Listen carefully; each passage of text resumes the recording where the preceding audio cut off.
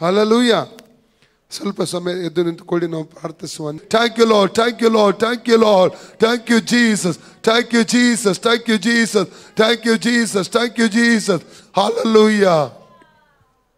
ಪ್ರೀತಿ ಸ್ವರೂಪನಾದ ನಮ್ಮ ಪರಲೋಕ ತಂದೆ, ಯೇಸುನ ಪರಿಶುದ್ಧವಾದ ನಾಮದಲ್ಲಿ ಪರಿಶುದ್ಧಾತ್ಮನ ಸಹಾಯದೊಂದಿಗೆ ಕರ್ತನೇ ನಿನ್ನ ಪಾದ ಪೀಠಕ್ಕೆ ನಾವು ಬಂದಿದ್ದೇವಪ್ಪ. ಈ ಒಳ್ಳೆಯ ಸಮಯಕ್ಕಾಗಿ ನಿನಗೆ ಸ್ತೋತ್ರಪ್ಪ. ಇವತ್ತು ಪುನಃ ಕರ್ತನೇ 41 ದಿವಸದ ಈ ಒಂದು ಉಪವಾಸ ಪ್ರಾರ್ಥನೆಯಲ್ಲಿ ಪುನಃ ನಿನ್ನ ಪಾದ ಪೀಠಕ್ಕೆ ಬರುವ ಹಾಗೆ ಕೃಪೆ ಮಾಡಿದಕ್ಕ ಸ್ತೋತ್ರ ಸಲ್ಲಿಸ್ತೇನೆ. ಕೂಡಿ ಬಂದ ಎಲ್ಲ ನಿನ್ನ ಮಕ್ಕಳನ್ನು ನಿನ್ನ ಹಸ್ತಕ್ಕೆ ಒಪ್ಪಿಸಿಕೊಡ್ತಾನೆ. ಆನ್ಲೈನ್ ನಲ್ಲಿ ಯಾರೆಲ್ಲ ವೀಕ್ಷಣೆ ಮಾಡ್ತಾ ಇದ್ರು ಅವರನ್ನು ಕೂಡ ನನ್ನ ಕೈಗೆ ಒಪ್ಪಿಸಿಕೊಡ್ತಾನೆ ಅಪ್ಪ. ಹೆಸರಾಗಿ ಆಶೀರ್ವಾದ ಮಾಡು. ಅವರು ಎದುರು ನೋಡುವಂತ ಭಾಗಗಳಲ್ಲಿ ಅವರಿಗೆ ಬೇಕಾದ ಬಿಡುಗಡೆ ಕೊಟ್ಟು ಬೇಕಾದ ಅನುಗ್ರಹಗಳನ್ನು ಕೊಟ್ಟು ಅವರೆಲ್ಲರೂ ಅನುಗ್ರಹಿಸಬೇಕೆಂಬುದಾಗಿ ನಿನ್ನಲ್ಲಿ ಕರ್ತನೆ ಕೇಳಿಕೊಡ್ತಾ ಇದ್ದೇನೆ ಸ್ವಾಮಿ. ಮಾತ್ರವಲ್ಲದೆ ನಿನ್ನ ಜೀವವುಳ್ಳ ವಚನಗಳ ಮೂಲಕ ಒಬ್ಬೊಬ್ಬರ ಜೊತೆ ಮಾತನಾಡು. ಯೋಹನ್ನನ ಸುವಾರ್ತೆ 6ನೇ ಅಧ್ಯಾಯ 63ನೇ ವಾಕ್ಯ ಹೇಳ್ತದಲ್ಲ, ಅಲ್ಲಲ್ಲಿಯ ಮಾಂಸವು ಯಾವುದಕ್ಕೂ ಬರುವುದಿಲ್ಲ, ಬದುಕಿಸುವಂಥದ್ದು ಆತ್ಮವೇ. ನಾನು ಮಾತಾಡಿದ ವಾಕ್ಯಗಳು ನಿಮ್ಮಲ್ಲಿ ಆತ್ಮವಾಗಿ ಜೀವವಾಗಿ ಇದೆ ಎಂಬುದಾಗಿ ಆ ವಚನದಲ್ಲಿ ಓದುತ್ತೇವಪ್ಪ. ನಿನ್ನ ವಚನಗಳು ಆತ್ಮವಾಗಿ ಜೀವವಾಗಿ ನಮ್ಮ ಮಧ್ಯದಲ್ಲಿ ನೀನು ಪ್ರಕಟ ಪಡಿಸಬೇಕೆಂಬುದಾಗಿ ನಿನ್ನಲ್ಲಿ ಕರ್ತನೆ ನಾನು ಕೇಳಿಕೊಡ್ತಾ ಇದ್ದೇನೆ ಸ್ವಾಮಿ. ವಚನದ ಮೂಲಕ ಒಬ್ಬೊಬ್ಬರು ಕಟ್ಟಬೇಕೆಂಬುದ ಕರ್ತನೆ ಕೇಳ್ಕೊತಾನೆ ಅಪ್ಪ. ಪವಿತ್ರಾತ್ಮನ ಮೂಲಕ ನಮಗೆ ಬೇಕಾದ ವಾರ್ತೆಗಳನ್ನು ಕೊಡು ಸ್ವಾಮಿ. ಪ್ರಕಟಣೆಗಳನ್ನು ಕೊಡಬೇಕೆಂಬುದಾಗಿ ಕರ್ತನೆ ಕೇಳ್ಕೊತಾನೆ. ಮಾತ್ರವಲ್ಲದೆ ಕೊಡುವಂತ ವಾರ್ತೆಗಳು ಪ್ರತಿಯೊಬ್ಬರ ಆತ್ಮದ ಒಳಗಡೆ ಹೋಗುವ ಹಾಗೆ, ಅದರ ಪ್ರಕಟಣೆ ಹೊಂದಿಕೊಳ್ಳುವ ಹಾಗೆ ಬೇಕಾದ ಕೃಪೆಯನ್ನು ಅನುಗ್ರಹಿಸಬೇಕೆಂಬುದಾಗಿ ಕರ್ತನೆ ಕೇಳ್ಕೊಡ್ತಾ ಇದ್ದೇನೆ ಸ್ವಾಮಿ. ಅಪ್ಪ, ಈಗ ಕರ್ತನೆ ಮಾಡುವಂತ ಸೇವೆಗೆ ಎದುರಾಗಿ ವಚನಕ್ಕೆ ಎದುರಾಗಿ ಓಡುವ ಎಲ್ಲ ಅಂಧಕಾರ ಶಕ್ತಿಗಳು ಅಳಿದು ಹೋಗಲಿ. ಅಲ್ಲಲ್ಲಿಯ ಎಲ್ಲ ತಡೆಗಳನ್ನು ತರುವಂತ, ಗಲಿಬಿಲಿಗಳನ್ನು ತರುವಂತ, ಡಿಸ್ಟರ್ಬೆನ್ಸ್ ತರುವಂತ, ನಿದ್ರೆ ತರುವಂತ ಎಲ್ಲ ಅಂಧಕಾರ ಶಕ್ತಿಗಳ ಕ್ರಿಯೆಗಳು ಸಂಪೂರ್ಣವಾಗಿ ಯೇಸುವಿನ ಹೆಸರಿನಲ್ಲಿ ಅಳಿದು ಹೋಗಲಪ್ಪ. ಇಲ್ಲಿ ಅಂತರಿಕ್ಷದಲ್ಲಿ ದೈವಿಕ ಸಾನ್ನಿಧ್ಯವನ್ನು ಯೇಸು ಕ್ರಿಸ್ತನ ಪರಿಶುದ್ಧ ನಾಮದಲ್ಲಿ ನಾವು ಬಿಡುಗಡೆ ಮಾಡ್ತಾ ಇದ್ದೇವೆ ಸ್ವಾಮಿ. ಕಾರ್ಯ ಮಾಡುವುದಕ್ಕೆ ಸ್ತೋತ್ರ, ಮಾನ ಮಹಿಮೆ ನಿನಗೆ ಸಲ್ಲಿಸ್ತೇನೆ ಯೇಸುವಿನ ಹೆಸರಲ್ಲಿ ತಂದೆಯೇ, ಆಮೆನ್. ದಯಮಾಡಿ ಹಲ್ಲೆಲೂಯಾ. ಸಂತೋಷವಾಗಿದ್ದೀರಾ? ಕೈ ಕೊಟ್ಟು ಬದಿಯಲ್ಲರಿಗೆ ಹೇಳಿ ಸಂತೋಷವಾಗಿದ್ದೀರಾ ಅಂತ ಹೇಳಿ. ಅಲ್ಲ, ಯಾಕೆ ಸಂತೋಷ? ಕೀರ್ತನೆ 16:11 ಹೇಳ್ತದೆ, Psalm 16:11, ನೀನು ನನಗೆ ಜೀವ ಮಾರ್ಗವನ್ನು ತಿಳಿಯಪಡಿಸುವಿ, ಆತನ ಸಮ್ಮುಖದಲ್ಲಿ ಪರಿಪೂರ್ಣ ಸಂತೋಷವಿದೆ, ಆತನ ಬಲಗೈಯಲ್ಲಿ ಶಾಶ್ವತ ಭಾಗ್ಯವಿದೆ. ಅಲ್ಲಲ್ಯ, ಆತನ ಸಮ್ಮುಖದಲ್ಲಿ ಏನಿದೆ? ಪರಿಪೂರ್ಣ ಸಂತೋಷ ಇದೆ ಎಂಬುದಾಗಿ ಆ ವಾಕ್ಯದಲ್ಲಿ ನಾವು ಕಾಣ್ತೇವೆ ಪ್ರಿಯರೇ. ಹಲ್ಲೆಲೂಯ. ನಾವು ಧ್ಯಾನ ಮಾಡುವಂತ ವಾಕ್ಯ ಯಾವುದು ನೆನಪಿದೆಯಾ? ರಹಸ್ಯ ಕೋಣೆಯಲ್ಲಿ ಕರ್ತನಾದ ಯೇಸು ಕ್ರಿಸ್ತನ ಜೊತೆಯಲ್ಲಿ ಎಂಬುದಾಗಿ, ಹೌದಲ್ಲ? Praise God. ಯಾಕಂದ್ರೆ ಅನೇಕ ಸಂಗತಿಗಳನ್ನು ಕಳೆದ ದಿನಗಳಲ್ಲಿ ನಾವು ಧ್ಯಾನ ಮಾಡ್ತಾ ನಾವು ಬಂದಿದ್ದೇವೆ. ಈಗ ನಾವು ಧ್ಯಾನ ಮಾಡುವಂಥದ್ದು ಪೌಲನ ಕುರಿತಾಗಿ. ಯಾರ ಕುರಿತಾಗಿ? ಪೌಲನ ಕುರಿತಾಗಿ ನಾವು ಧ್ಯಾನ ಮಾಡ್ತಾ ಇದ್ದೇವೆ. ಯಾಕಂದ್ರೆ ಅದಕ್ಕೊಂದು ಕಾರಣ. ನಾವು ಧ್ಯಾನ ಮಾಡಿದ್ವಿ ಆಲ್ರೆಡಿ. ಅಪೊಸ್ತಲಕತೆ 14:3, ಅಪೊಸ್ತಲಕತೆ 19, 11, 12, 2 ಕೊರಿಂಥ 12:12 ಎಲ್ಲ ವಚನಗಳು ಹೇಳುವಂಥದ್ದೇನೆಂದ್ರೆ, ಅಪೊಸ್ತಲನಾದ ಪೌಲನನ್ನು ಶಕ್ತವಾಗಿ ದೇವರು ಉಪಯೋಗ ಮಾಡಿದ. ಆತನ ಸೇವೆಯಲ್ಲಿ ಸೂಚಕ ಕಾರ್ಯಗಳು, ಅದ್ಭುತ ಕಾರ್ಯಗಳು, ಮಹತ್ ಕಾರ್ಯಗಳನ್ನು ದೇವರು ಮಾಡುವುದರ ಮೂಲಕ ಆತನು ಸಾರುವಂತ ಸುವಾರ್ತೆಯು ಸತ್ಯ, ಆತನ ಕೂಡ ನಾನು ಇದ್ದೇನೆಂಬುದಾಗಿ ದೇವರು ದೃಢಪಡಿಸಿ ನಿರೂಪಿಸುವಂತದನ್ನು ನಾವಲ್ಲಿ ಕಾಣ್ತೇವೆ. ಅಲ್ಲಲ್ವಯ್ಯ, ಹೆಸರಿಗೆ ಅಪೊಸ್ತಲ ಪೌಲನಾಗೆ ನನ್ನ ದೇವರು ಉಪಯೋಗಿಸಬೇಕೆಂಬುದಕ್ಕೆ ಇಷ್ಟಪಡ್ತೀರಿ. ಅಲ್ಲಲ್ವಯ್ಯ, ಓರಿಬಕ ಶಂದಲ. ಹಾಗಾದ್ರೆ ಇಲ್ಲಿ ಕಳೆದ ದಿನಗಳಲ್ಲಿ ಯಾಕೆ ಅಪೊಸ್ತಲ ಪೌಲನನ್ನು ಕರ್ತನು ಉಪಯೋಗಿಸಿದ ಎಂಬುದಾಗಿ ಕೆಲವೊಂದು ಸಂಗತಿ ನಾವು ಈಗಾಗಲೇ ಧ್ಯಾನಿಸಿದ್ದೇವೆ ಅಲ್ಲ. ಒಂದನೇ ಸಂಗತಿ ಏನಾಗಿದೆ? ಆತನಲ್ಲಿದ್ದಂಥ ದೇವರ ವಾಕ್ಯಕ್ಕಾಗಿ ದೇವರ ಸೇವೆಗ ಮೇಲಿದ್ದಂಥ ವೈರಾಗ್ಯವುಳ್ಳವನಾಗಿ ಜೀಲಿತ್ತು ಆತನಿಗೆ. ದೇವರಿಗೋಸ್ಕರ, ದೇವರ ಸೇವೆಗೋಸ್ಕರ, ದೇವರ ವಚನಕ್ಕೋಸ್ಕರ ಏನಿತ್ತು ಆತನ ಒಂದು ವೈರಾಗ್ಯ ಇತ್ತು ಎಂಬುದಾಗಿ ನೋಡಿದೆವು.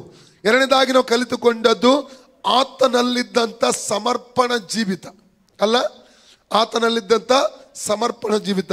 ಮೂರನೇದಾಗಿ ನಾವು ಕಲಿತಿದ್ದೇವೆ ಆತನಲ್ಲಿದ್ದಂಥ ಆತ್ಮಭಾರ. ಮೂರನೇದಾಗಿ ಏನು ಕಲಿತ್ಕೊಂಡಿದ್ದೇವೆ ನಾವು? ಆತನಲ್ಲಿದ್ದಂಥ ಆತ್ಮ ಭಾರ ಎಂಬುದಾಗಿ ಕಲ್ತ್ಕೊಂಡಿದ್ದೇವೆ. ನಾಲ್ಕನೇದಾಗಿ ಹಿಂಸೆಯ ಮಧ್ಯದಲ್ಲಿ, ಕಷ್ಟಗಳ ಮಧ್ಯದಲ್ಲಿ, ಎಲ್ಲ ಸವಾಲುಗಳನ್ನು ಎದುರಿಸಿ ನಂಬಿಕೆಯಲ್ಲಿ ಕೊನೆಯವರೆಗೆ ದೃಢವಾಗಿ ನಿಂತು ಸೇವೆಯನ್ನು ಮಾಡುವುದನ್ನು ನಾವಲ್ಲಿ ಕಾಣ್ತಾ ಇದ್ದೇವೆ. ಅಲ್ಲಲ್ಲೂಯ. ಐದನೇದಾಗಿ ನಾವು ಕಲಿತೇವು ಆತನಲ್ಲಿದ್ದ ಅಧೀನತೆಯ ಜೀವಿತ. ಆತನ ಯಾರಾಗಿದ್ದ? ತನ್ನ ದೇವರಿಗೆ ಅಧೀನನಾಗಿದ್ದ. ತನ್ನ ಮೇಲಿರುವ ನಾಯಕತ್ವಕ್ಕೆ ಆತನ ಏನಾಗಿದ್ದ? ಅಧೀನನಾಗಿ ಸೇವೆ ಮಾಡಿಕೊಂಡು ಬಂದಿದ್ದೆ ಎಂಬುದಾಗಿ ಕಲಿತೇವು. ಆರನೇ ವಿಷಯ, ಮೊನ್ನೆ ದಿವಸ ಇಲ್ಲಿ ಸೇವಕರಾದ ಪಾಸ್ಟರ್ ಕ್ಲೆಮೆಂಟ್ ಜೋಸ್ ಅವರಿದ್ರು. ಆದ್ರೂ ಕೂಡ ಅರ್ಧ ಗಂಟೆ ಸ್ವಲ್ಪ ನಮಗೆ ಧ್ಯಾನ ಮಾಡಲಿಕ್ಕೆ ಅವಕಾಶ ಸಿಕ್ಕಿತ್ತು. ಆರನೇ ವಿಷಯ ಯಾವುದಾಗಿದೆ? ಅದು ಎಷ್ಟು ಜನ ಕೇಳಿದ್ದು? ಯಾವತ್ತಿದ್ರಿ?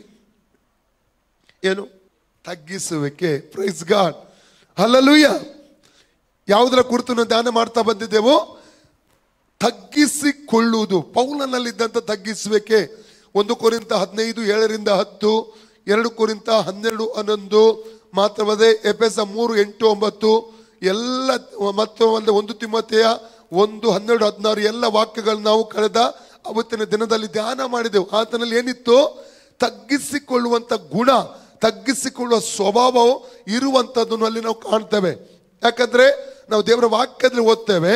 ಮತ್ತಾಯಿ 23:12 ಓದಿ. ಮ್ಯಾಥ್ಯೂ 23:11 ಮತ್ತೆ 23:11. ನಿಮ್ಮಲ್ಲಿ ಹೆಚ್ಚಿನವನು ನಿಮ್ಮ ಸೇವಕನಾಗಿರಬೇಕು. ತನ್ನನ್ನು ಹೆಚ್ಚಿಸಿಕೊಳ್ಳುವವನು ತಗ್ಗಿಸಲ್ಪಡುವನು. ತನ್ನನ್ನು ತಗ್ಗಿಸಿಕೊಳ್ಳುವವನು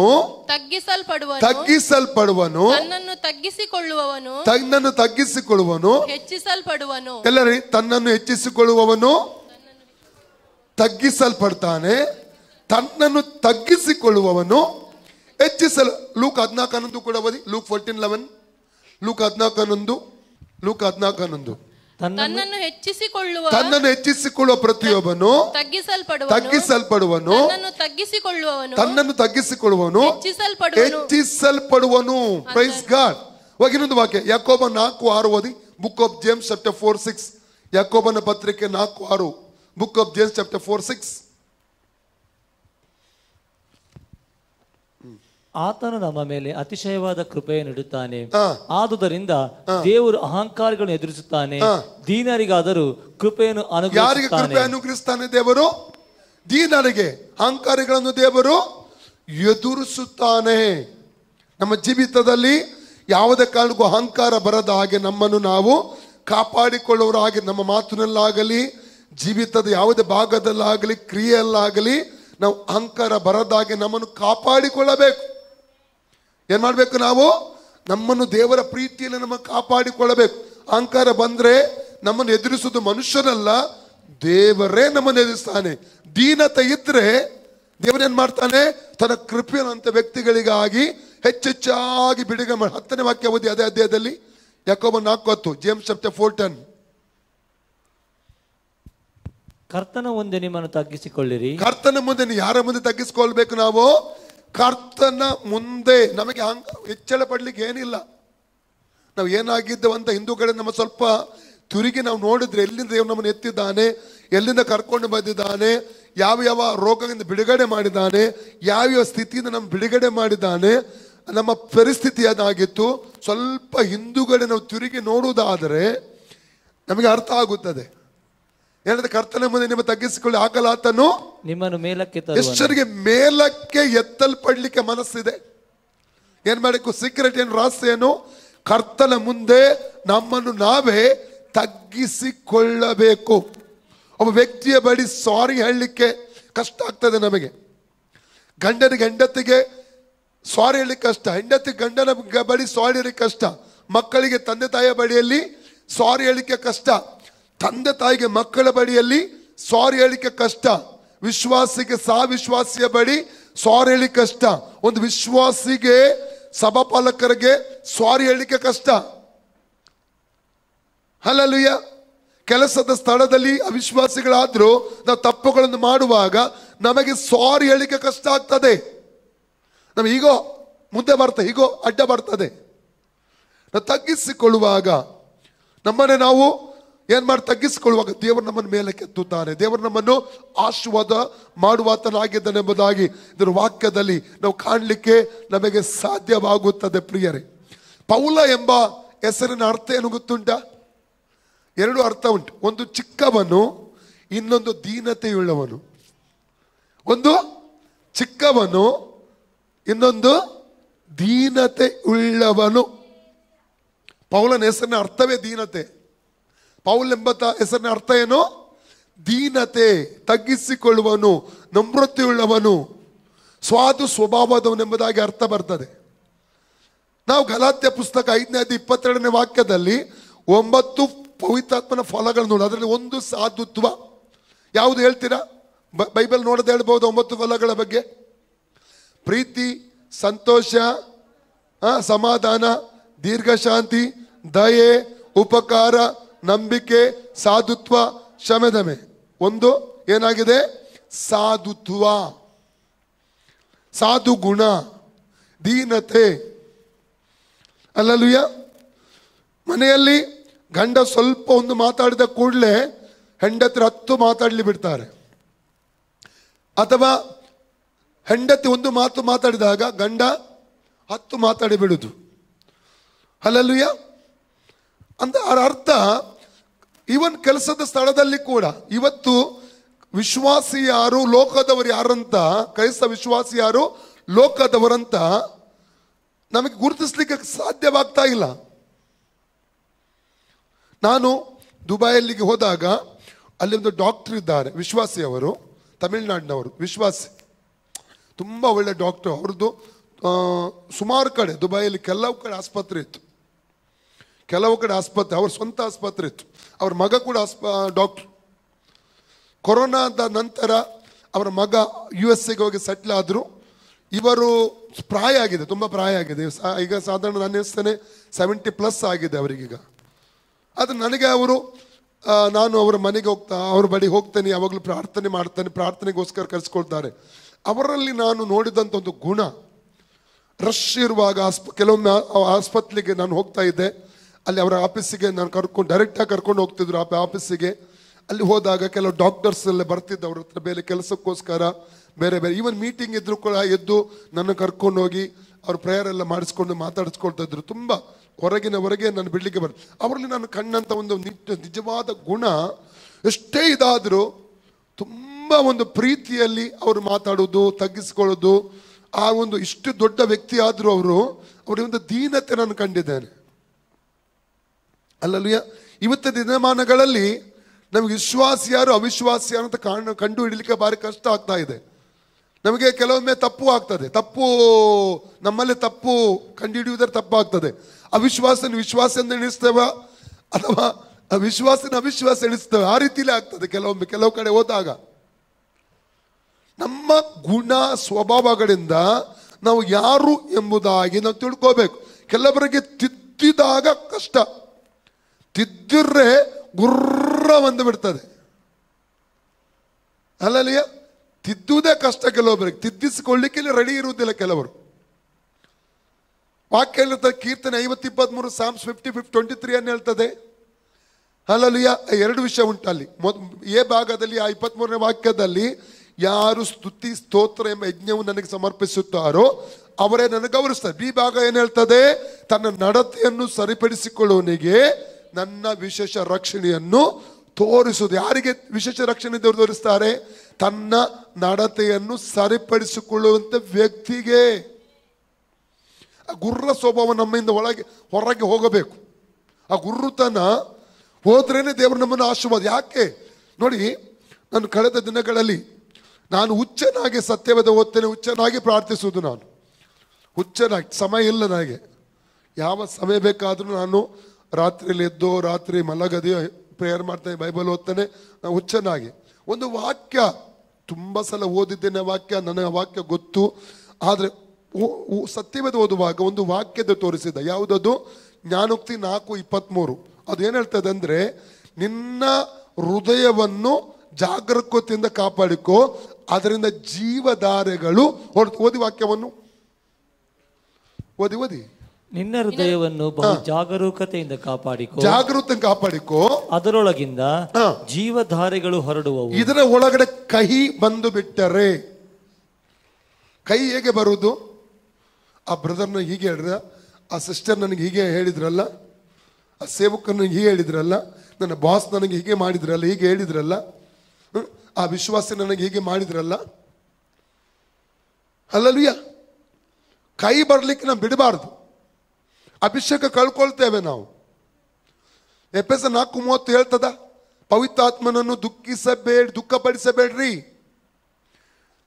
ಪವಿತ್ರಾತ್ಮನ ಎಲ್ಲಿದ್ದಾನೆ? ಪವಿತ್ರಾತ್ಮ ನಮ್ಮೊಳಗಿದ್ದಾನೆ. ಪವಿತ್ರಾತ್ಮನ ದುಃಖಪಡಿಸಬೇಡಿ ಅಂತ. ದುಃಖ ಹೋಗೋದು ಯಾವಾಗ? ಕೈ ಒಳಗಡೆ ಕೈ ಬಂದ್ರೆ, ದ್ವೇಷ ಬಂದ್ರೆ, ಒಳಗಡೆ ಅಹಂಕಾರ ಬಂದ್ರೆ, ಹೆಮ್ಮೆ ಬಂದ್ರೆ, ಕೋಪ ಬಂದ್ರೆ ಪವಿತ್ರಾತ್ಮನಿಗೆ ದುಃಖ ಆಗ್ತದೆ. ನಮ್ಮ ಹೃದಯವನ್ನು ಕಾಪಾಡಿಕೊಳ್ಬೇಕು. ಇದೆಲ್ಲ ಬರದ ಹಾಗೆ ನಮಗೆ ಉಪಯೋಗಿಸಬೇಕಂತ ತುಂಬಾ ಎಲ್ಲರಿಗೂ ಇಷ್ಟ ಇದೆ. ಪೌಲನಾಗಿ ಉಪಯೋಗಿಸಬೇಕು ದೇವರು ನಮ್ಮನ್ನು, ಎಲಿಷನಾಗಿ ಉಪಯೋಗಿಸ್ಬೇಕು, ಎಲಿಯನಾಗಿ ಉಪಯೋಗಿಸಬೇಕು ಬಯಸ್ತೇವೆ. ನಮ್ಮ ಹೃದಯ ನಾವು ಯಾವ ರೀತಿ ಕಾಪಾಡಿಕೊಳ್ತಾ ಇದ್ದೇವೆ? ಅಲ್ಲಲ್ಲೂಯ್ಯ, ಹೃದಯ ಯಾವ ರೀತಿ ಕಾಪಾಡಿಕೊಳ್ತಾ ಇದ್ದೇವೆ ನಾವು? ಹೇಗೆ ಇನ್ನೊಬ್ಬರಿಗೆ ನಾವು ಆಶೀರ್ವಾದ ಆಗಿರ್ಲಿಕ್ಕೆ ಸಾಧ್ಯ? ನಮ್ಮನ್ನು ನಾವೇ ನಮಗೆ ಆಶೀರ್ವಾದ ಆಗ್ಲಿಕ್ಕೆ ಆಗ್ತಾ ಇಲ್ಲ. ಕೆಲವೊಂದನ್ನು ಬಿಡಬಾರ್ದು, ಒಳಗಡೆ ಬರ್ಲಿಕ್ಕೆ ಬಿಡಬಾರ್ದು. ನಾವು ಕೆಲವೊಂದು ಸ್ವಭಾವಗಳು ನಮಗೆ ಒಳಗೆ ಬರದಾಗೆ ನಮ್ಮನ್ನು ಕಾಪಾಡಿಕೊಳ್ಬೇಕು, ಪ್ರೊಟೆಕ್ಟ್ ಮಾಡಬೇಕು ನಮ್ಮ ಹೃದಯವನ್ನು. ಕೈ ಬರಲಿಕ್ಕೆ ಬಿಡಬಾರ್ದು, ದ್ವೇಷ ಬರಲಿಕ್ಕೆ ಬಿಡಬಾರ್ದು, ಕೋಪ ಬರಲಿಕ್ಕೆ ಬಿಡಬಾರ್ದು, ಅಹಂಕಾರ ಬರಲಿಕ್ಕೆ ಬಿಡಬಾರ್ದು, ಹೆಮ್ಮೆ ಬರಲಿಕ್ಕೆ ಬಿಡಬಾರ್ದು. ಅದು ನಮ್ಮ ಆಶೀರ್ವಾದಕ್ಕೆ ತಡೆ, ಅದು ನಮ್ಮ ಆಶೀರ್ವಾದಕ್ಕೆ ತಡೆ, ನಮ್ಮ ಅಭಿಷೇಕಕ್ಕೆ ತಡೆ, ನಮ್ಮ ಸೇವೆಗೆ ತಡೆ, ನಮ್ಮ ಆತ್ಮೀಯ ಜೀವಿತದ ಬೆಳವಣಿಗೆಗೆ ತಡೆ. ಅದು ಯಾರತ್ರ ಆದ್ರೂ ಸ್ವಲ್ಪ ಕಹಿ ಬಂದು ಬಿಟ್ರೆ ಅವಾಗಲೇ ಸರಿಪಡಿಸಿಕೊಳ್ಬೇಕು. ಏನ್ ಮಾಡ್ಬೇಕು ನಾವು? ಅವಾಗ್ಲೇ ವಾಕ್ಯ ಕೂಡ ಹೇಳ್ತದೆ, ಹೌದಾ? ಮತ್ತಾಯ 5:23-24 ಓದಿ. ಮ್ಯಾಥ್ಯೂ 5:23-24.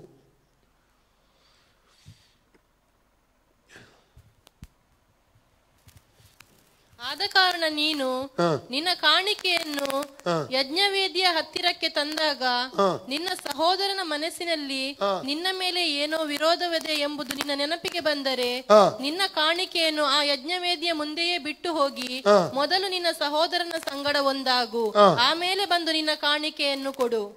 ಎಷ್ಟು ಇಂಪಾರ್ಟೆಂಟ್! ದೇವರಿಗೆ ಕಾಣಿಕೆ ಇಂಪಾರ್ಟೆಂಟ್, ಕಾಣಿಕೆ ಕೊಡುವಂತ ವ್ಯಕ್ತಿ ಇಂಪಾರ್ಟೆಂಟ್? ಕಾಣಿಕೆಗಿಂತ ಕಾಣಿಕೆ ಕೊಡುವಂತ ವ್ಯಕ್ತಿ ದೇವರಿಗೆ ಇಂಪಾರ್ಟೆಂಟ್. ಯಾಕಂದ್ರೆ ದೇವರು ಕಾಯಿನನನ್ನು ಮೆಚ್ಚಲಿಲ್ಲ, ಕಾಯಿನನ ಕಾಣಿಕೆ ದೇವರು ಮೆಚ್ಚಲಿಲ್ಲ. ದೇವರು ಆಬೇಲನನ್ನು ಮೆಚ್ಚಿದ, ಆಬೇಲನ ಕಾಣಿಕೆ ದೇವರು ಮೆಚ್ಚಿದ. ಆದಿಕಾಂಡ 4:1-6 ವಾಕ್ಯದಲ್ಲಿ ಓದಿದ್ರೆ ಗೊತ್ತಾಗ್ತದೆ. Genesis chapter 4:1-6. ದೇವರು ನಮ್ಮನ್ನು ಮೆಚ್ಚಬೇಕು, ನಮ್ಮ ಕಾಣಿಕೆಯನ್ನು ಮೆಚ್ಚಬೇಕು. ನಾವು ಕಾಣಿಕೆ ಕೊಡುವಂತ ಸಮಯ ಯಾವುದಾಗಿರ್ತದೆ? ಭಾನುವಾರ ಆರಾಧನೆಗೆ ಬರುವಾಗ. ವಿದೇಶಗಳಲ್ಲಿ ಶುಕ್ರವಾರ, ಈಗ ದುಬೈ ಕೆಲವು ದೇಶಗಳಲ್ಲಿ ಶನಿವಾರ ಭಾನುವಾರ ಇಂಡಿಯಾದಾಗೇನೆ ಆಗಿದೆ. ಕೆಲವು ದುಬೈಯಲ್ಲಿ ಈಗ ಶನಿವಾರ ಕೆಲವರು ಆರಾಧನೆ ಮಾಡ್ತಾರೆ, ಕೆಲವರು ಭಾನುವಾರ ಮಾಡ್ತಾರೆ. ಯಾಕಂದ್ರೆ ರಜೆ ಅವರಿಗೆ ಶನಿವಾರ ಭಾನುವಾರ ಆಗಿದೆ ದುಬೈಯಲ್ಲಿ.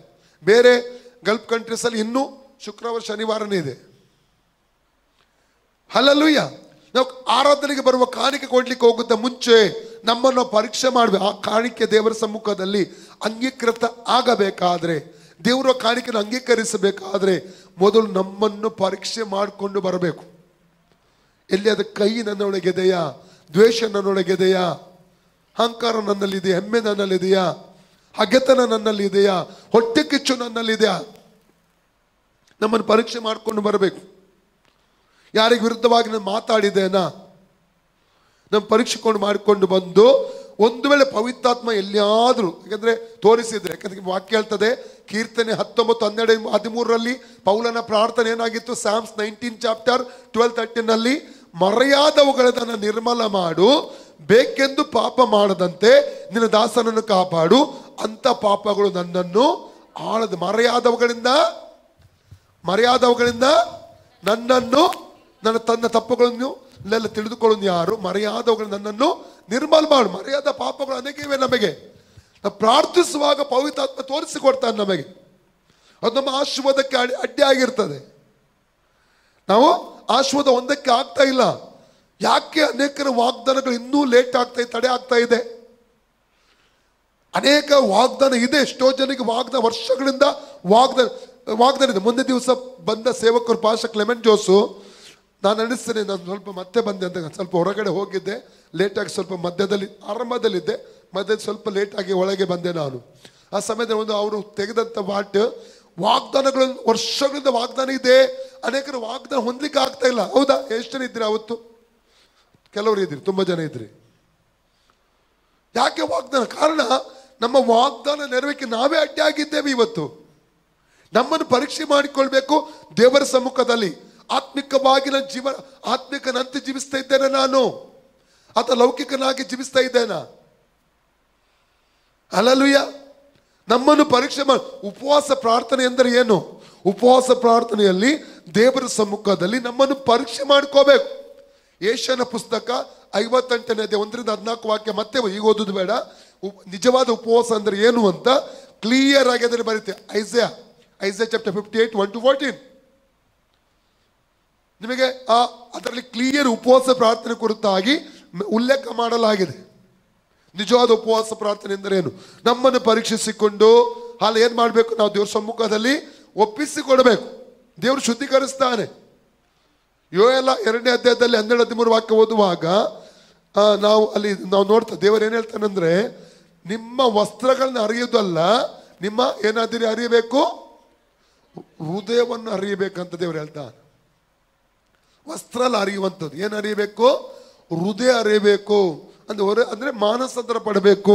ಹೃದಯ ದೇವರಿಗೋಸ್ಕರ ತೆರೆಯಬೇಕು, ವಾಕ್ಯಕ್ಕಾಗಿ ತೆರೆಯಬೇಕು. ಇನ್ನು ಕೂಡ ನೋಡಿ, ಅದೇ ಜ್ಞಾನೋಕ್ತಿ 4ನೇ ಅಧ್ಯಾಯ 23 ವಾಕ್ಯ ಈಗ ಓದಿದ್ದೇವಲ್ಲ, ನಾವು 20-21 ವಾಕ್ಯ ಓದಿದ್ರೆ, ಕಂದ ನನ್ನ ಮಾತುಗಳನ್ನು ಆಲಿಸು, ಅವುಗಳನ್ನು ಹೊಂದುವವನಿಗೆ ಅದು ಜೀವವಾಗಿದೆ. ಓದಿ ವಾಕ್ಯ 20-21 ಕೂಡ. ಕಂದ ನನ್ನ ಮಾತುಗಳನ್ನು ಆಲಿಸು, ನನ್ನ ನುಡಿಗಳಿಗೆ ಕಿವಿಗೊಡು, ನಿನ್ನ ದೃಷ್ಟಿಯು ಅವುಗಳ ಮೇಲೆ ತಪ್ಪದಿರಲಿ, ಅವುಗಳನ್ನು ನಿನ್ನ ಹೃದಯದೊಳಗೆ ಇಟ್ಟುಕೋ. 22 ಅವುಗಳನ್ನು ಹೊಂದುವವರಿಗೆ ಅವು ಜೀವವು, ದೇಹಕ್ಕೆಲ್ಲ ಅವೇ ಆರೋಗ್ಯ. ಹೊಂದುವುದು ಅಂದ್ರೆ ಅವುಗಳನ್ನು ಹೊಂದುವುದು ಅಂದ್ರೆ ಅರ್ಥ ಏನು? ಹೊಂದುವವರಿಗೆ ಅದು ಒಂದನೇ ಜೀವವಾಗಿದೆ, ದೇಹಕ್ಕೆಲ್ಲ ಆರೋಗ್ಯವಾಗಿ. ಹೊಂದುವುದಂದ್ರೆ ಅಂಗೀಕರಿಸುವುದು, ಒಪ್ಪಿಕೊಳ್ಳುವುದು. ವಾಕ್ಯ ನಮಗೆ ಬಂದಾಗ ನಾವೇನ್ ಮಾಡ್ತೇವೆ? ಅದು ಅನುಸರಿಸುವಂಥದ್ದು. ಕ್ಷಮಿಸಬೇಕಾದ ಕ್ಷಮಿಸುವುದು, ಕ್ಷಮೆ ಕೇಳಬೇಕಾದ್ರ ಬಳಿ ಕ್ಷಮೆ ಕೇಳಿಕೊಳ್ಳುವಂಥದ್ದು. ಹಲ್ಲೆಲೂಯಾ. ಪಶ್ಚಾತ್ತಾಪ ಪಡಬೇಕಾದ ಭಾಗದಲ್ಲಿ ಪಶ್ಚಾತ್ತಾಪ ಪಡುವಂಥದ್ದು, ಅದು ವಾಕ್ಯ ಹೊಂದುವಂಥದ್ದಾಗಿದೆ. ಹಲ್ಲೆಲೂಯಾ. ಓದಿ ಕೀರ್ತನೆ 40 ಕೀರ್ತನೆ 6ನೇ ವಾಕ್ಯ ಓದಿ. Psalm 46 verse, chapter 40 verse 6. ಯಜ್ಞ ನೈವೇದ್ಯಗಳು ನಿನಗೆ ಇಷ್ಟವಲ್ಲ, ಯಜ್ಞ ನೈವೇದ್ಯಗಳು ನಿನಗೆ ಇಷ್ಟವಲ್ಲ, ಸರ್ವಾಂಗ ಹೋಮಗಳನ್ನಾಗಲಿ ದೋಷ ಪರಿಹಾರಕ ಯಜ್ಞಗಳನ್ನಾಗಲಿ ನೀನು ಅಪೇಕ್ಷಿಸಲಿಲ್ಲ. ಆದರೆ ಶ್ರವಣ ಶಕ್ತಿಯನ್ನು ನನಗೆ ಅನುಗ್ರಹಿಸಿದಿ. ಏನು ಅನಿಸಿದಿ ನನಗೆ? ಶ್ರವಣ ಶಕ್ತಿ ಅಂದ್ರೆ ಅರ್ಥ ಏನು?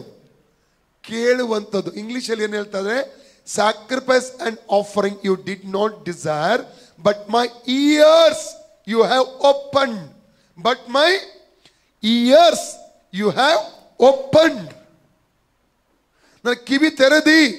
ಹೊಂದ್ಕೋಬೇಕು, ನಾವು ವಚನಗಳು ಹೊಂದ್ಕೋಬೇಕು, ಸ್ವೀಕರಿಸಬೇಕು, ಒಪ್ಪಿಕೊಳ್ಬೇಕು. ಹಲ್ಲೆಲೂಯಾ. ಹೊಂದುವವರಿಗೆ ಮಾತ್ರ ಅವು ಜೀವ, ದೇಹಕ್ಕೆಲ್ಲ ಆರೋಗ್ಯ ಎಂಬುದಾಗಿ ವಾಕ್ಯದಲ್ಲಿ ಓದ್ತೇವೆ. ವಾಕ್ಯವನ್ನು ಕೇಳುವಾಗ ಬಿಟ್ಟು ಬಿಡುವಂಥದ್ದಲ್ಲ, ವಾಕ್ಯವನ್ನು ಅಲಕ್ಷಿಸುವಂಥದ್ದಲ್ಲ. ಆದ್ರೆ ನಮಗೆ ಯಾವುದು ಪ್ರಯೋಜನ ಸಿಗುವುದಿಲ್ಲ, ಆಶೀರ್ವಾದ ನಾವು ಹೊಂದಿಕೊಳ್ಳಿಕ್ಕೆ ಆಗುವುದಿಲ್ಲ.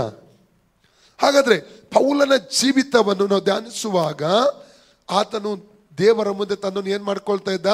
ತಗ್ಗಿಸಿಕೊಳ್ಳುವಂತ ವ್ಯಕ್ತಿ ಎಂಬುದಾಗಿ ನೋಡ್ತಾ. ಆತನ ನಾವು ಪೂರ್ವ ಚರಿತ್ರೆ ನೋಡಿದ್ರೆ ಆತನು ಭೌತಿಕವಾಗಿ ವಿದ್ಯಾಭ್ಯಾಸವುಳ್ಳವನು, higher educated, secular education ಆತನಿಗಿತ್ತು.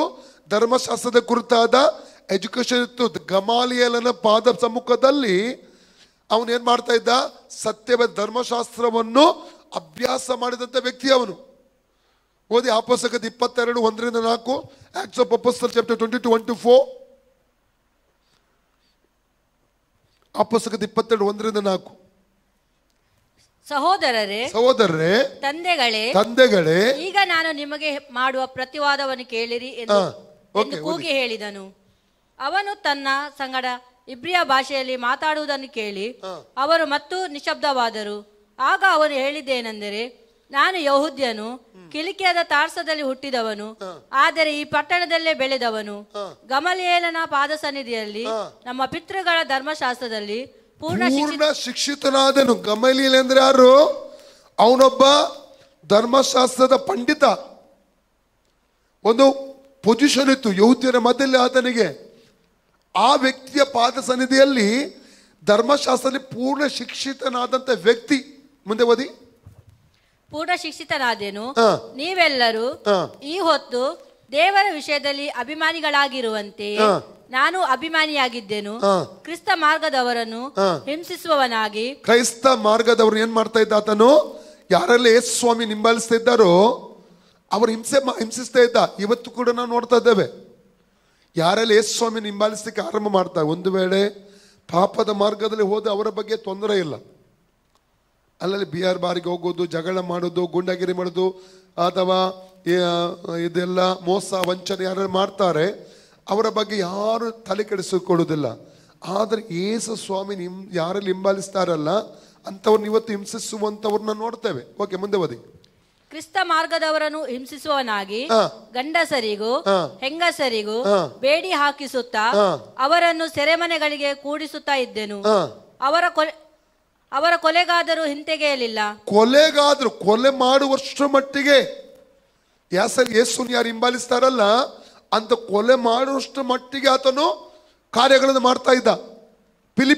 Philippi ಪುಸ್ತಕ 3ನೇ ಅಧ್ಯಾಯ 1-8 ವಾಕ್ಯ ಓದುವ. Book of Philippians chapter 3, 1-8. ಕಡೆ ಮಾತೇನೆಂದರೆ, ನನ್ನ ಸಹೋದರರೇ, ಕರ್ತನಲ್ಲಿ ಸಂತೋಷ ಪಡಿರಿ. ಮೊದಲು ತಿಳಿಸಿದ ಮಾತುಗಳನ್ನು ತಿರುಗಿ ನಿಮಗೆ ಬರೆಯುವುದರಲ್ಲಿ ನನಗೇನು ಬೇಸರವಿಲ್ಲ. ನಿಮ್ಮನ್ನಾದರೂ ಅದು ದೃಢ ಮಾಡುವುದು.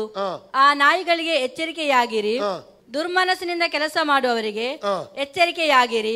ಸುನ್ನತಿ ಎಂದು ಹೇಳಿಕೊಂಡು ಅಂಗಚ್ಛೇದನ ಮಾಡುವವರಿಗೆ ಎಚ್ಚರಿಕೆಯಾಗಿರಿ.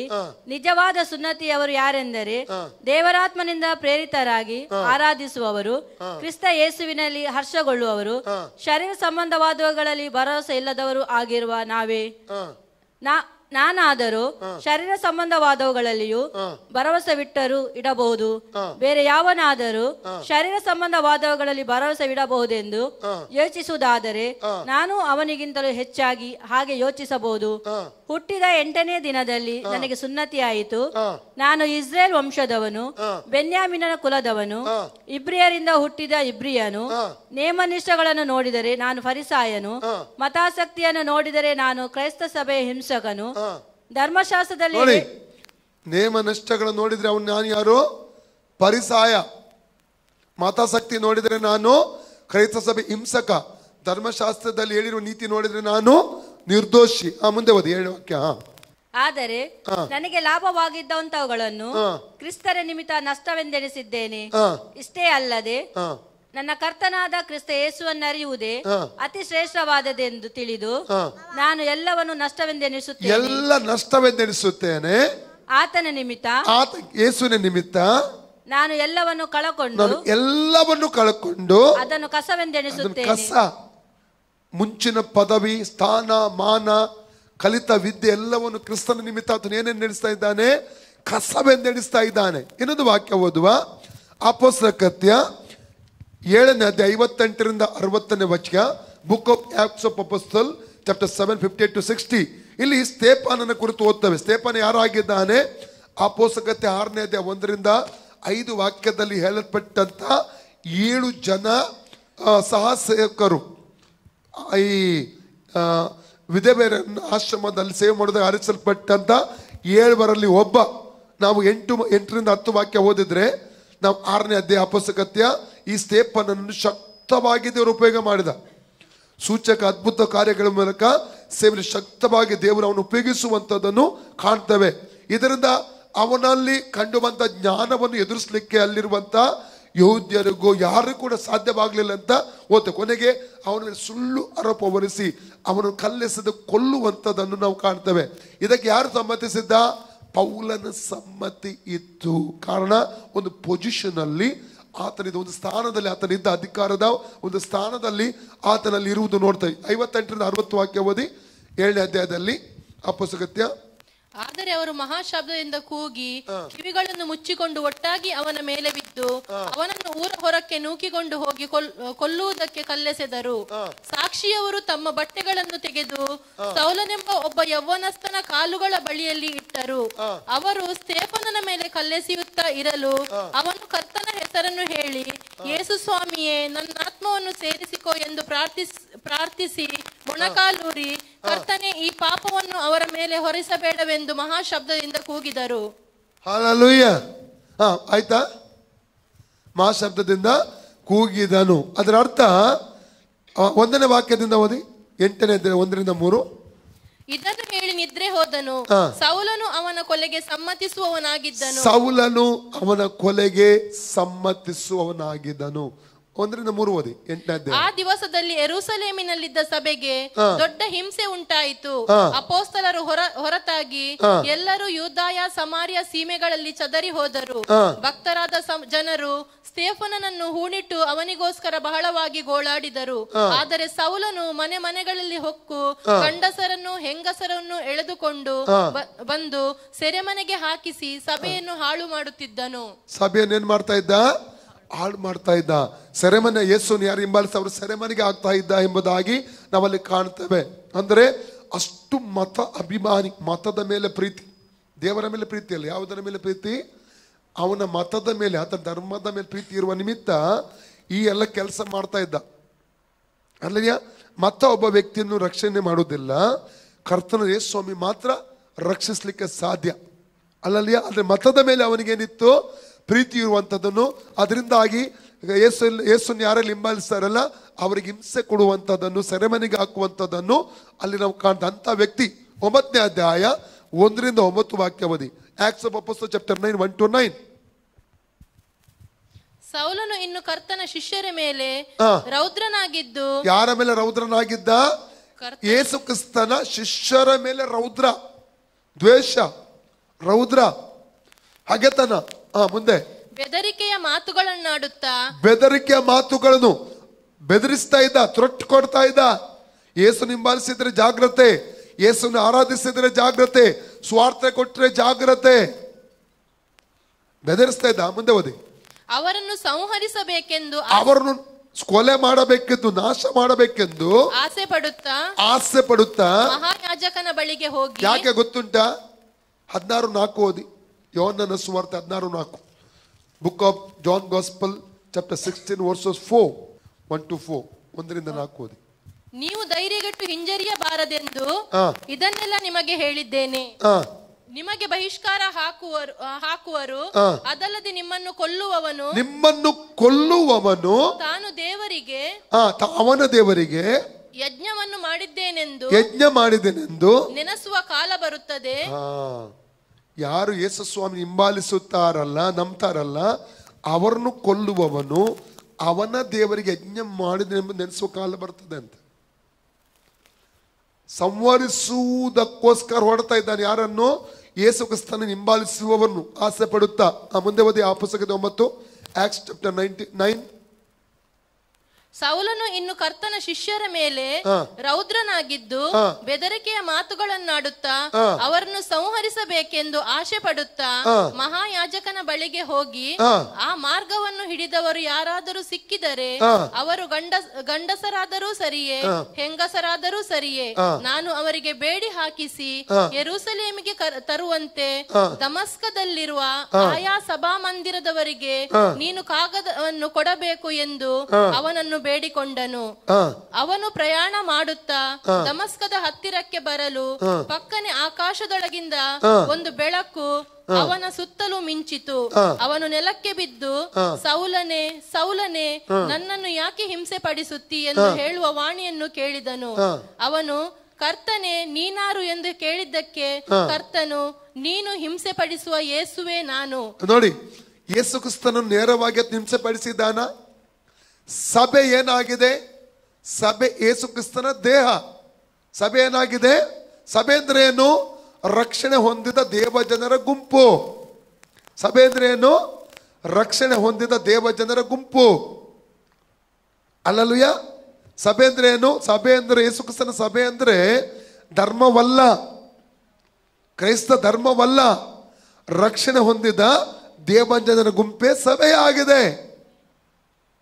ಸಭೆ ಯೇಸು ಕ್ರಿಸ್ತನ ದೇಹ. 1 ಕೊರಿಂಥ 12:27 ಓದಿ. 1 Corinthians 12:27. ನೀವು ಕ್ರಿಸ್ತನ ದೇಹವು, ನೀವು ಕ್ರಿಸ್ತನ ದೇಹವು ದೇಹವು ಮತ್ತು ಒಬ್ಬೊಬ್ಬರಾಗಿ ಅದಕ್ಕೆ ಅಂಗಗಳಾಗಿ. ಅಂಗಗಳು. ಈಗ ಸಭೆಯನ್ನು ಹಿಂಸಿಸುವಾಗ ಕ್ರೈಸ್ತ ವಿಶ್ವಾಸಿಗಳಿಗೆ ಹಿಂಸಿಸುವ ಯಾರನ್ನು ಹಿಂಸಿಸಿದ ಹಾಗೆ? ಅದಕ್ಕೆ ಜಕರ್ಯ 2:8 ಹೇಳ್ತದೆ, ಜಕರ್ಯ 2:8 ಹೇಳ್ತದೆ, ನಿಮ್ಮನ್ನು ತಾಕುವವನು ಕರ್ತನ ಕಣ್ಣ ಗುಡ್ಡೆಗಳನ್ನು ತಾಕುತ್ತಾನೆ. ಕ್ರೈಸ್ತ ವಿಶ್ವಾಸಿಗಳನ್ನು ಅಂದ್ರೆ ಕ್ರೈಸ್ತ ಯೇಸು ಸ್ವಾಮಿ ನಂಬುವವರನ್ನು ಯಾರು ಹಿಂಸೆ ಪಡಿಸ್ತಾರಲ್ಲ, ಅವ್ರು ಯಾರ ಕಣ್ಣಗಳನ್ನು ಮುಟ್ಟುದು? ಕಣ್ಣಿಗೆ ಬೆರಳು ಹಾಕಿದ್ರೆ ಹೇಗೆ ಆಗ್ತದೆ? ಕೆಲವರು ಭಯಂಕರ ಕೋಪ. ಅಂದ್ರೆ ಯಾರು ಕ್ರೈಸ್ತ ವಿಶ್ವಾಸಿಗಳು ಹಿಂಸಿಸ್ತಾರೆ ಅವರು ಕರ್ತನ ಯೇಸು ಸ್ವಾಮಿಯ ಕಣ್ಣ ಗುಡ್ಡೆಗಳನ್ನು ತಾಕುತ್ತಾರೆ ಎಂಬುದಾಗಿ ಅರ್ಥ. ಆತನ ಕಣ್ಣುಗಳಿಗೆ ಬೆರಳಾಗ್ತಾರೆ ಎಂಬುದಾಗಿ ಅರ್ಥ. ಇಲ್ಲಿ ಯೇಸು ಸ್ವಾಮಿ ಏನ್ ಹೇಳ್ತಾ ಇದ್ದಾನೆ? ಯಾಕೆ ನಾನು ನೀನು ಹಿಂಸೆ ಪಡಿಸು, ಯೇಸು ನಾನಾಗಿದ್ದೇನೆ. ಮುಂದೆ ಓದಿ. ನೀನೆದ್ದು ಊರೊಳಕ್ಕೆ ಹೋಗು, ನೀನು ಮಾಡಬೇಕಾದದ್ದು ಅಲ್ಲಿ ನಿನಗೆ. ಇಲ್ಲಿ ನಾವು ನೋಡುವುದಾದ್ರೆ 4-5 ವಾಕ್ಯ ಓದುವಾಗ ಕರ್ತನೆ ನೀನು ಯಾರೆಂಬುದಾಗಿ ಮೊದಲ ಪ್ರಾರ್ಥನೆ. 22:10 ಬರುವಾಗ ಆಕ್ಟ್ಸ್ 22:10 ನಾನು ಏನು ಮಾಡಬೇಕೆಂಬುದಾಗಿ ಕೇಳಿದ. ಅವನ 2 ಪ್ರಾರ್ಥನೆ. ಯೇಸು ಸ್ವಾಮಿ ಆತ ಸಂದರ್ಶನ ಕೊಟ್ಟಾಗ, ಯೇಸು ಸ್ವಾಮಿ ಅವನಿಗೆ ಸಂದರ್ಶನ ಕೊಟ್ಟು, ಮುಖಾಮುಖಿ ಸಂದರ್ಶನ ಕೊಟ್ಟಾಗ ದಮಸ್ಕದ ಹಾದಿಯಲ್ಲಿ 2 ಒಂದು ಕರ್ತನೆ ನೀನು ಯಾರು, 2 ಕರ್ತನೆ ನಾನು ಏನು ಮಾಡ್ಬೇಕು. ಸಿಕ್ಕಿದ್ದು ಓದ್ಬೋದು. 22:10 22:10. ಆಗ ನಾನು ಕರ್ತನೇ ನಾನೇನು ಮಾಡಬೇಕೆಂದು ಕೇಳಲು ಕರ್ತನು ನನಗೆ ನೀನೆದ್ದು ಸೇಮ್ ಅದನ್ನೇ 9ನೇ ಅಧ್ಯಾಯದಲ್ಲಿ ಕಂಟಿನ್ಯೂ ಮಾಡಿ. ಕರ್ತನೆ ನಾನು ಏನು ಮಾಡಬೇಕು, ಕರ್ತನೆ ನೀನ್ ಯಾರು, ಕರ್ತನೆ ನಾನು ಏನು ಮಾಡಬೇಕು. ಈ ಕರ್ತನೆ ಏನು ಹೇಳ್ತಾ ನೋಡುವ. ಮುಂದೆ ಓದಿ. ನೀನೆದ್ದು ನೆಟ್ಟನೆ ಓದಿ. ನೀನೆದ್ದು ಊರೊಳಕ್ಕೆ ಹೋಗು, ನೀನು ಮಾಡಬೇಕಾದನ್ನು ಅಲ್ಲಿ ನಿನಗೆ ತಿಳಿಸಲ್ಪಡುವುದು ಎಂದು ಹೇಳಿದನು. ಅವನ ಜೊತೆಯಲ್ಲಿ ಪ್ರಯಾಣ ಮಾಡುತ್ತಿದ್ದವರು ಧ್ವನಿಯನ್ನು ಮಾತ್ರ ಕೇಳಿ ಯಾರನ್ನು ಕಾಣದೆ ಮೂಕರಂತೆ ನಿಂತರು. ಸೌಲನು ನೆಲದಿಂದ ಎದ್ದು ಕಣ್ಣು ತೆರೆದಾಗ ಏನೂ ಕಾಣಿಸಲಿಲ್ಲ. ಆಗ ಅವರು ಅವನನ್ನು ಕೈ ಹಿಡಿದು ದಮಸ್ಕದೊಳಕ್ಕೆ ಕರೆದುಕೊಂಡು ಹೋದರು. ಅವನು 3 ದಿವಸ ಕಣ್ಣು ಕಾಣದೆ ಏನೂ ತಿನ್ನಲಿಲ್ಲ, ಏನೂ ಕುಡಿಲಿಲ್ಲ. 3 ದಿನ ಯೇಸು ಸ್ವಾಮಿ ಮುಖಾಮುಖಿ ಸಂದರ್ಶನ ಕೊಟ್ಟ ನಂತರ ಉಪವಾಸ ಮಾಡ್ತಾನೆ. ನೀರು ಕುಡಿಯದೆ, ಯಾವುದೇ ಅನ್ನ ಆಹಾರ ಸೇವಿಸದೆ 3 ದಿನ ಉಪವಾಸ ಮಾಡಿ ಪ್ರಾರ್ಥನೆಯಲ್ಲೇ ಆತ ನಿರತನಾಗಿದ್ದಾನೆ. ದೇವರು ನೋಡಿ ಈ ಪ್ರಾರ್ಥನೆಯಲ್ಲಿ ಪೌಲನಿಗೆ ಒಂದು ದರ್ಶನ ಕೊಡ್ತಾನೆ. ಅಲ್ಲಿರುವಂತಹ ಆ ಒಂದು ದಮಸ್ಕದಲ್ಲಿರುವಂತಹ ಒಬ್ಬ ಶಿಷ್ಯನಿಗೆ, ಅನಾನಿಯನಿಗೆ ಒಂದು ದರ್ಶನ ಕೂಡ ಕೊಡ್ತಾನೆ. ಸೇಮ್ ಟೈಮ್ ನಾವು 10, 11, 12 ವಾಕ್ಯ ಓದುವ. ಅಲ್ಲಿ ಅನಾನಿಯನಿಗೆ ದೇವರು ದರ್ಶನ ಕೊಡುವುದು ನೋಡ್ತೇವೆ. 10, 11, 12 ವರ್ಡ್ಸ್. Same chapter 9. ದಮಸ್ಕದಲ್ಲಿ ಅನನೀಯನೆಂಬ ಒಬ್ಬ ಶಿಷ್ಯನಿದ್ದನು. ಕರ್ತನು ದರ್ಶನದಲ್ಲಿ ಅನನೀಯನೇ ಎಂದು ಅವನನ್ನು ಕರೆಯಲು ಅವನು ಕರ್ತನೇ ಇಗೋ ಇದ್ದೇನೆ ಅಂದನು. ಕರ್ತನು ಅವನಿಗೆ ನೀನೆದ್ದು ನೆಟ್ಟನೆ ಬೀದಿಗೆ ಹೋಗಿ ಯೂದನ ಮನೆಯಲ್ಲಿ ತಾರ್ಸದ ಸೌಲನೆಂಬವನನ್ನು ವಿಚಾರಿಸು. ಅವನು ಪ್ರಾರ್ಥನೆ ಮಾಡುತ್ತಾನೆ ಮತ್ತು ಅನನೀಯನೆಂಬ ಒಬ್ಬ ಮನುಷ್ಯನು ಒಳಗೆ ಬಂದು ತನಗೆ ತಿರುಗಿ ಕಣ್ಣು ಕಾಣುವಂತೆ ತನ್ನ ಮೇಲೆ ಕೈ ಇಡುವುದನ್ನು ನೋಡಿದ್ದಾನೆ ಎಂದು ಹೇಳಿದನು. ಅದಕ್ಕೆ ಅನನೀಯನು ನೋಡಿ, ಸ್ಪಷ್ಟವಾಗಿ ದೇವರು ಇಲ್ಲಿ ಯಾರೊಟ್ಟಿಗೆ ಮಾತಾಡ್ತಾ ಇದ್ದಾನೆ? ದರ್ಶನ ಕೊಟ್ಟು ಅನಾನಿಯೊಟ್ಟಿಗೆ ಅಡ್ರೆಸ್ ಕೂಡ ಕೊಡ್ತಾನೆ. ಪೌಲನು ಎಲ್ಲಿದ್ದಾನೆ, ಯಾವ ಮನೆಯಲ್ಲಿದ್ದಾನೆ, ಯಾವ ಬೀದಿಯಲ್ಲಿದ್ದಾನೆ, ಬೀದಿ ಹೆಸರು ಹೇಳಿ, ಆ ಮನೆ ಹೆಸರು ಹೇಳಿ, ಆ ಮನೆಯ ಓನರ್ ಹೆಸರು ಹೇಳಿ ಸ್ಪಷ್ಟವಾಗಿ ಅಡ್ರೆಸ್ ವಿಳಾಸ ಕೊಡುವಂಥದ್ದನ್ನು ಇಲ್ಲಿ ಕಾಣ್ತೇವೆ. ಮತ್ತು ಅವನು ಹೋಗಿ ಮಾಡಬೇಕಾದ ಕಾರ್ಯದ ಕುರಿತಾಗಿಯೂ ಸೌಲನ ಬಳಿ ಅವನಿಗೆ ವಿವರಿಸ್ತಾನೆ. ಮತ್ತು ಆಲ್ರೆಡಿ ಸೌಲನಿಗೂ ಇದೇ ದರ್ಶನವನ್ನು ದೇವರು ಕೊಟ್ಟಿರುವುದರ ಕುರಿತಾಗಿ ಕೂಡ ಕರ್ತನಲ್ಲಿ ಉಲ್ಲೇಖ ಮಾಡ್ತಾ ಇದ್ದಾನೆ. ಹಲ್ಲೆಲೂಯಾ. ಇಲ್ಲಿ ಕರ್ತನ ಮಾರ್ಗದರ್ಶನ, ವಿಶೇಷವಾದ ಮಾರ್ಗದರ್ಶನ ಕಾಣ್ತೇವೆ. 13:14 ಇವನಿಗೆ ಅರ್ಥ ಆಗ್ತಾ ಇಲ್ಲ, ಯಾರಿಗೆ? ಅನಾನಿಯನಿಗೆ. ಕಾರಣ ಪೌಲನ ಕುರಿತಾಗಿ ಅದನ್ನು ಕೇಳಿದ್ದು ಏನು ಗೊತ್ತುಂಟ? ಕ್ರೈಸ್ತ ಸಭೆ ಹಿಂಸಕ ಎಂಬುದಾಗಿ. ಓದಿ 13:14 ವಾಕ್ಯ ಓದಿ. 13-14 ವರ್ಸ್. ಅದಕ್ಕೆ ಅನನೀಯನು, ಕರ್ತನೇ, ಆ ಮನುಷ್ಯನು ಯೆರೂಸಲೇಮಿನಲ್ಲಿ ನಿನ್ನನ್ನು ನಂಬಿದ ದೇವಜನರಿಗೆ ಎಷ್ಟೋ ಕೇಡನ್ನುಂಟು ಮಾಡಿದನೆಂದು ಅವನ ವಿಷಯವಾಗಿ ಅನೇಕರಿಂದ ಕೇಳಿದ್ದೇನೆ, ಮತ್ತು ಇಲ್ಲಿಯೂ ನಿನ್ನ ಹೆಸರನ್ನು ಸ್ಮರಿಸುವವರೆಲ್ಲರಿಗೂ ಬೇಡಿ ಹಾಕಿಸುವ ಅಧಿಕಾರವನ್ನು ಮಹಾಯಾಜಕರಿಂದ ಹೊಂದಿದ್ದಾನೆ ಅಂದನು. ಅವನಿಗೆ ನಂಬಲಿಕ್ಕೆ ಆಗ್ತಾ ಇಲ್ಲ. ಪೌಲನು ರಕ್ಷಣೆ, ಸೌಲನು ಮಾನಸಾಂತರ ಪಟ್ಟಿದ್ದಾನೆ, ರಕ್ಷಣೆ ಹೊಂದಿದ್ದ ಎಂಬುದಾಗಿ ನಂಬಲಿಕ್ಕೆ ಆಗ್ತಾ ಇಲ್ಲ. ಯಾರಿಗೆ? ಅಷ್ಟು ಕಠಿಣ ಉಳ್ಳ ವ್ಯಕ್ತಿಯಾಗಿದ್ದ ಪೌಲ. ಯೇಸು ಸ್ವಾಮಿಯನ್ನು ಯಾರು ನಂಬ್ತಾರೆ, ಯೇಸು ಸ್ವಾಮಿಯನ್ನು ಯಾರು ಹಿಂಬಾಲಿಸ್ತಾರಲ್ಲ, ಅವರ ಮೇಲೆ ದ್ವೇಷ ಮಾಡ್ತಾ ಇದ್ದ, ಹಗೆತನ ಸಾಧಿಸ್ತಾ ಇದ್ದ, ತೊಟ್ಟು ಬೆದರಿಕೆ ಕೊಡ್ತಾ ಇದ್ದ, ಅಂಥವರನ್ನು ಕೊಲ್ತಾ ಇದ್ದ, ಅಂಥವರನ್ನು ಹಿಡಿದು ಜೈಲಿಗೆ ಆಗ್ತಾ ಇದ್ದ. ಸಾಧಾರಣ ಹಿಂಸಕಲ್ಲ ಅವನು. ಅಧಿಕಾರದಲ್ಲಿದ್ದುಕೊಂಡು ಈ ಎಲ್ಲ ಕೆಲಸ ಮಾಡ್ತಿರುವಂತ ವ್ಯಕ್ತಿ. ಅನಾನಿಯನಿಗೆ ನಂಬಲಿಕ್ಕೆ ಆಗ್ತದೆ. ಇಂಥ ವ್ಯಕ್ತಿ ಮಾನಸಾಂತರ ಪಟ್ಟ, ಇಂಥ ವ್ಯಕ್ತಿ ರಕ್ಷಣೆ ಹೊಂದಿನಂತ ಅವನಿಗೆ ನಂಬಲಿಕ್ಕೆ ಆಗ್ತಾ ಇಲ್ಲ. ಆದ್ರೆ ಯೇಸು ಸ್ವಾಮಿ ಏನ್ ಹೇಳ್ತಾರೆ ನೋಡಿ, 15-16 ವಾಕ್ಯ ಓದಿದ್ರೆ ನೋಡಿ ತನ್ನ ಬಗ್ಗೆ ಏನ್ ಹೇಳ್ತಾರೆ ನೋಡುವ. ಕರ್ತನು ಅವನಿಗೆ, ನೀನು ಹೋಗು, ಆ ಮನುಷ್ಯನು ಅನ್ಯ ಜನರಿಗೂ ಅರಸುಗಳಿಗೂ ಇಸ್ರಾಯೇಲ್ಯರಿಗೂ. ಯಾರಿಗೆ? ಅನ್ಯ ಜನರಿಗೆ, ಅರಸುಗಳಿಗೆ, ಇಸ್ರೇಲ್ಯರಿಗೆ. ಹಲ್ಲೆಲೂಯಾ. ನನ್ನ ಹೆಸರನ್ನು ತಿಳಿಸುವುದಕ್ಕಾಗಿ ನಾನು ಆರಿಸಿಕೊಂಡ ಸಾಧನವಾಗಿದ್ದಾನೆ. 16ನೇ ವಾಕ್ಯ.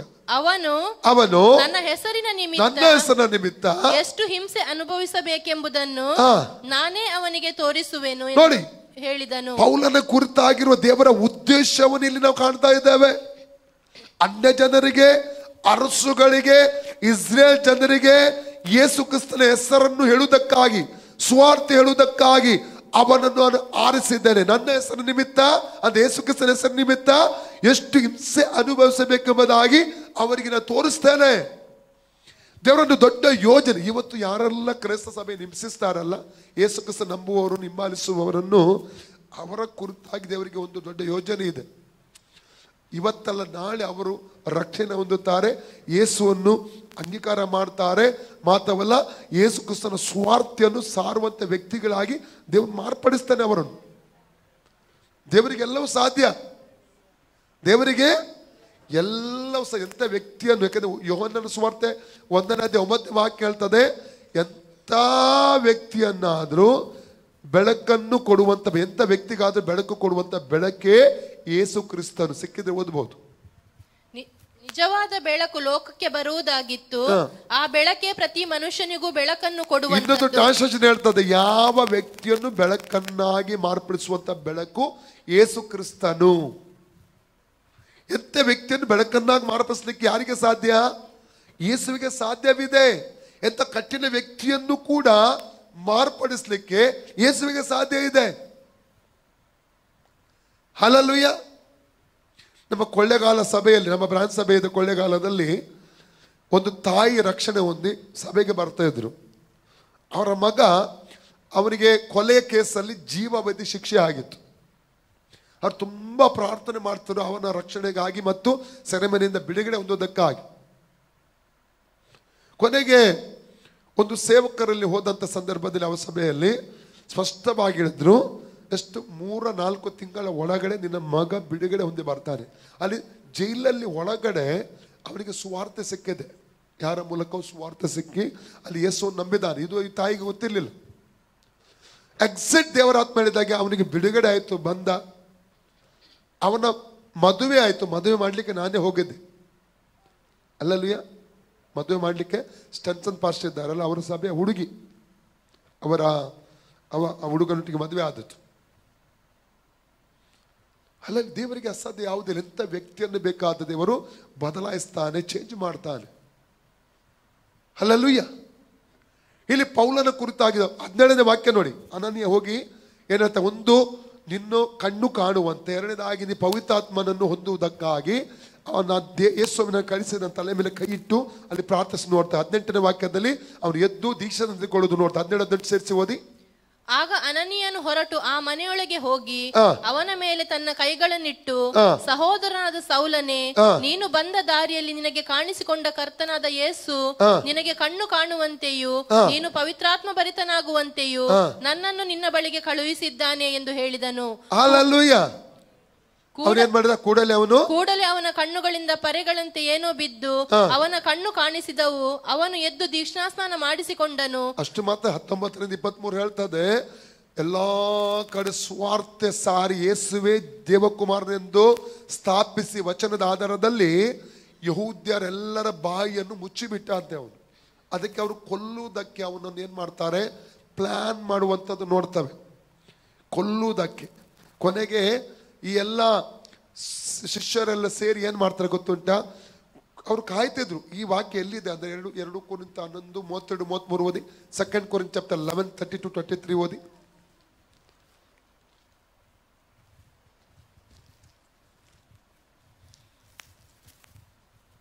ಓದಿ. ದಮಸ್ಕದಲ್ಲಿ ಅರಸನಾದ ಅರೇತನ ಅಧೀನದಲ್ಲಿದ್ದ ಅಧಿಪತಿಯು ನನ್ನನ್ನು ಹಿಡಿಯಬೇಕೆಂದು ದಮಸ್ಕದವರ ಪಟ್ಟಣವನ್ನು ಕಾಯುತ್ತಿರಲು ನಾನು ಒಂದು ಕಲ್ಲಿಯಲ್ಲಿ ಕೂತು ಗೋಡೆಯಲ್ದ ಕಿಟಕಿಯೊಳಗಿಂದ ಇಳಿಸಲ್ಪಟ್ಟು ಅವನ ಕೈಯಿಂದ ತಪ್ಪಿಸಿಕೊಂಡೇನು. ಇದು ಒಂದು ಅನುಭವ. ಎಷ್ಟೋ ಇಂಥ ಅನುಭವ ಪೌಲನ ಜೀವಿತದಲ್ಲಿ ಆಗಿದೆ. ಅದು 2 ಕೊರಿಂಥ 11ನೇ ಅಧ್ಯಾಯ 21ರಿಂದ 29 ವಾಕ್ಯದವರೆಗೆ ಓದಿದ್ರೆ ಗೊತ್ತಾಗ್ತದೆ ಎಷ್ಟು ಸಲ ಮರಣದಿಂದ ದೇವರು ಅವನು ತಪ್ಪಿಸಿದೆ ಎಂಬುದಾಗಿ. ಇಂಥ ಅಪೊಸ್ತಲದ ಕುರಿತಾಗಿ ಆತನ ಸೇವೆ ಕುರಿತಾಗಿ ಹೇಳಿದ್ರೆ ಯಾಕೆ ಅವನು ಅಪೊಸ್ತಲನಾದ ಎಂಬುದಾಗಿ ಅನೇಕ ಕಡೆ ಆತನ ಹೇಳ್ತಾನೆ. ಒಂದೊಂದಾಗಿ ಓದುವ. ರೋಮ 1:3, ರೋಮನ್ಸ್ ಚಾಪ್ಟರ್ 1:1, ರೋಮ 1:1 ಓದಿ. ರೋಮನ್ಸ್ 1:1 ಬೇಗ ಓದಿ. ಅಂದ್ರೆ ಆತನನ್ನು ಅಪೊಸ್ತಲನಾದ ಉದ್ದೇಶ ಏನೆಂಬುದಾಗಿ ಅನೇಕ ಕಡೆಗಳಲ್ಲಿ ಆತನು ಹೇಳ್ತಾನೆ. ಯೇಸು ಕ್ರಿಸ್ತನ ದಾಸನು ಅಪೊಸ್ತಲನಾಗುವುದಕ್ಕೆ ಕರೆಯಲ್ಪಟ್ಟವನು, ದೇವರ ಸುವಾರ್ತೆಯನ್ನು ಸಾರುವುದಕ್ಕೆ ನೇಮಿಸಲ್ಪಟ್ಟವನು. ಯಾಕೆ ನೇಮಿಸಲ್ಪಟ್ಟವನು? ದೇವರ ಸುವಾರ್ತೆಯನ್ನು ಸಾರುವುದಕ್ಕೆ ನೇಮಿಸಲ್ಪಟ್ಟವನು.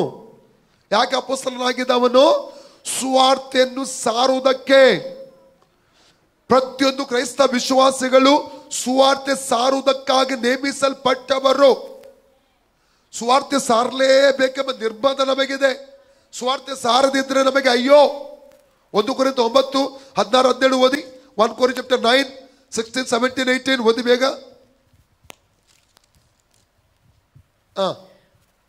ನಾನು ಸುವಾರ್ತೆಯನ್ನು ಸಾರಿದರು ಹೊಗಳಿಕೊಳ್ಳುವುದಕ್ಕೆ ನನಗೇನು ಆಸ್ಪದ ಇಲ್ಲ.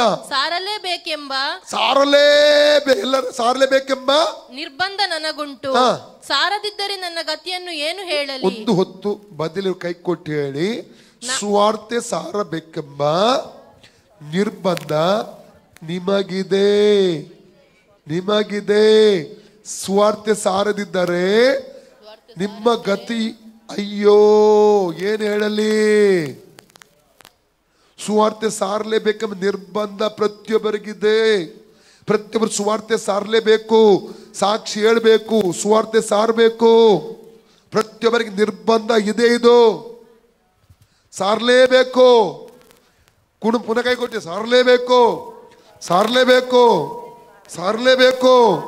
10 ಸಲ ಹೇಳಿ ಕೈ ಕೊಟ್ಟು ಸಾರಲೇಬೇಕು.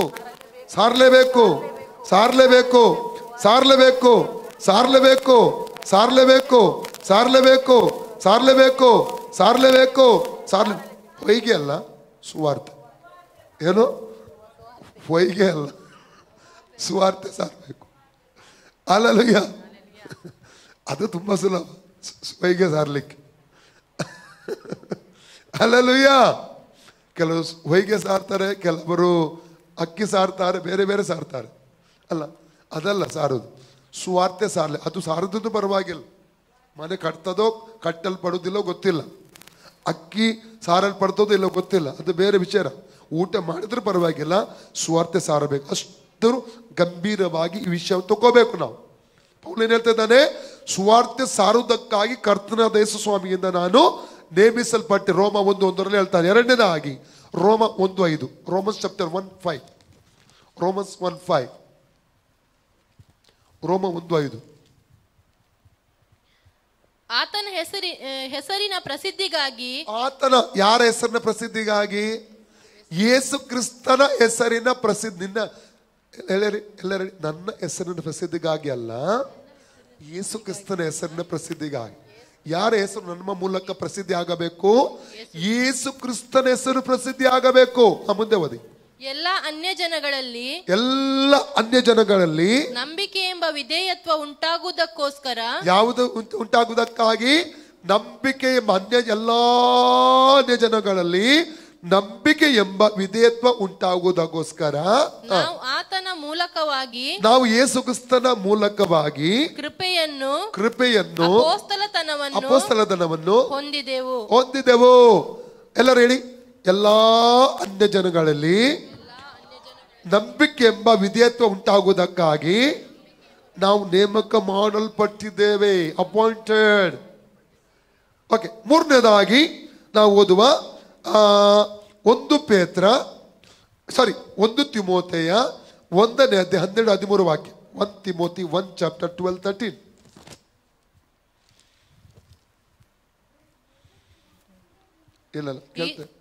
ಈ ಸುವಾರ್ತೆಯ ಸೇವೆಯು ನನಗೆ ಕೊಡಲ್ಪಟ್ಟಿತು. ಈ ಸುವಾರ್ತೆಯ ಸೇವೆಯು ನನಗೆ ಕೊಡಲ್ಪಟ್ಟಿತು. ಪೌಲ್ ಹೇಳ್ತಾ ಇದ್ದಾನೆ. ಮುಂದೆ ಓದಿ. ನನಗೆ ಬಲವನ್ನು ಯಾರಿಂದ ಕೊಡಲ್ಪಟ್ಟಿತು? ಕರ್ತನಾದ ಯೇಸು ಸ್ವಾಮಿಯಿಂದ. ಮುಂದೆ ಓದಿ. ನನಗೆ ಬಲವನ್ನು ದಯಪಾಲಿಸಿದವನು ನಮ್ಮ ಕರ್ತನಾದ ಯೇಸು ಕ್ರಿಸ್ತನೇ. ಬಲ ಯಾರು ಕೊಡ್ತಾನೆ? ಸುವಾರ್ತೆ ಸಾರಲಿಕ್ಕೆ ಶಕ್ತಿ ಯಾರು ಕೊಡ್ತಾನೆ? ಆತನೇ ಕೊಡ್ತಾನೆ. ಮುಂದೆ ಓದಿ. ಮೊದಲು ಏನಾಗಿದೆ? ನಾನು ದೂಷಕನಾಗಿದ್ದೆ, ಹಿಂಸಕನು, ಸಭೆ ಹಿಂಸಕನಾಗಿದ್ದೆ, ಬಲಾತ್ಕಾರಿಯಾಗಿದ್ದೆ. ನನ್ನನ್ನು ಆತನು ನಂಬಿಗಸ್ತನೆಂದು ಎಣಿಸಿ ತನ್ನ ಸೇವೆಗೆ ನೇಮಿಸಿಕೊಂಡದ್ದಕ್ಕಾಗಿ, ತನ್ನ ಸೇವೆಗೆ, ಸುವಾರ್ತೆ ಸೇವೆಗೆ ನೇಮಿಸಿಕೊಂಡದಕ್ಕಾಗಿ ನಾನು ಆತನಿಗೆ ಸ್ತೋತ್ರ ಸಲ್ಲಿಸುತ್ತಾ ಇದ್ದೇನೆ.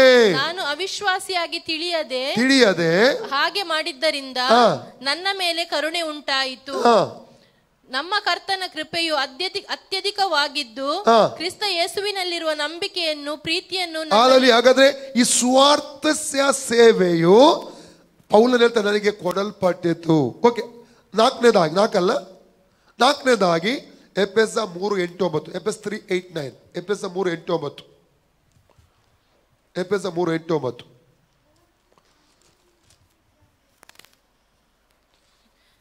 ನಾನು ಕ್ರಿಸ್ತನ ಅಪ್ರಮೇಯವಾದ ಐಶ್ವರ್ಯದ ವಿಷಯವಾದ ಶುಭ ಸಮಾಚಾರ. ಯಾವ ಶುಭ ಸಮಾಚಾರ? ಯೇಸು ಕ್ರಿಸ್ತನ ಅಪ್ರಮೇಯವಾದ ಐಶ್ವರ್ಯದ ವಿಷಯವಾದ ಶುಭ ಸಮಾಚಾರ.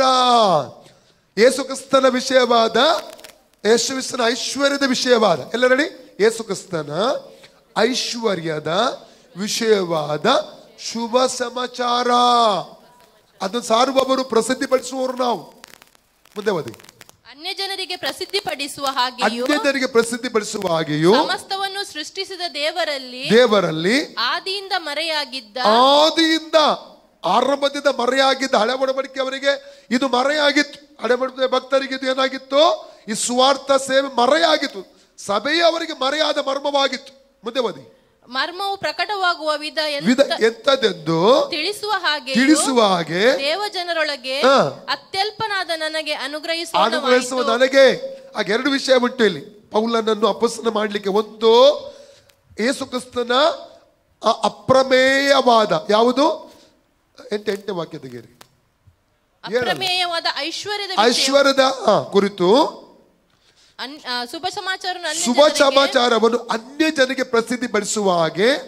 2ನೇದಾಗಿ, ಸಮಸ್ತವನ್ನು ಸೃಷ್ಟಿ ದೇವರಲ್ಲಿ ಆದಿಯಿಂದ ಮರೆಯಾಗಿದ್ದ ಮರ್ಮ ಪ್ರಕಟವಾಗುವಂತ ವಿಧ ಎಂತದ್ದು ತಿಳಿಸುವ ಹಾಗೆ ದೇವ ಜನರೊಳಗೆ ಅತ್ಯಲ್ಪನಾದ ನನಗೆ ಅನುಗ್ರಹಿಸಣವಾಯ್ತು ಅಂತ ಪೌಲನು ಹೇಳ್ತಾ ಇದ್ದಾನೆ. ಅಲ್ಲಲ್ವಿಯ. 6ನೇದಾಗಿ 2 ತಿಮೋಥೆಯ 1:1. ಯಾಕೆ ಅಪೊಸ್ತಲ ಸೇವೆ ಆತನ ಸಿಕ್ಕಿತು? 2 ತಿಮೋಥೆ 1:1. 2 ತಿಮೋಥೆ 1:1. ಕ್ರಿಸ್ತ ಯೇಸುವಿನಲ್ಲಿರುವ ಜೀವ ವಾಗ್ದಾನವನ್ನು, ಯಾವುದನ್ನು? ಕ್ರಿಸ್ತ ಯೇಸುವಿನಲ್ಲಿರುವ ಜೀವ ವಾಗ್ದಾನವನ್ನು ತಿಳಿಯಪಡಿಸುವುದಕ್ಕೋಸ್ಕರ ದೇವರ ಚಿತ್ತಾನುಸಾರವಾಗಿ ಕ್ರಿಸ್ತ ಯೇಸುವಿನ ಯಾಕೆ ಅಪೊಸ್ತಲನಾದ ಅವನು ಕ್ರಿಸ್ತ ಯೇಸುವಿನಲ್ಲಿರುವ ಜೀವ ವಾಗ್ದಾನ ತಿಳಿಯಪಡಿಸುವುದಕ್ಕಾಗಿ. 6ನೇದಾಗಿ 11ನೇ ವಾಕ್ಯ ಓದಿ ಅದರಲ್ಲೇ.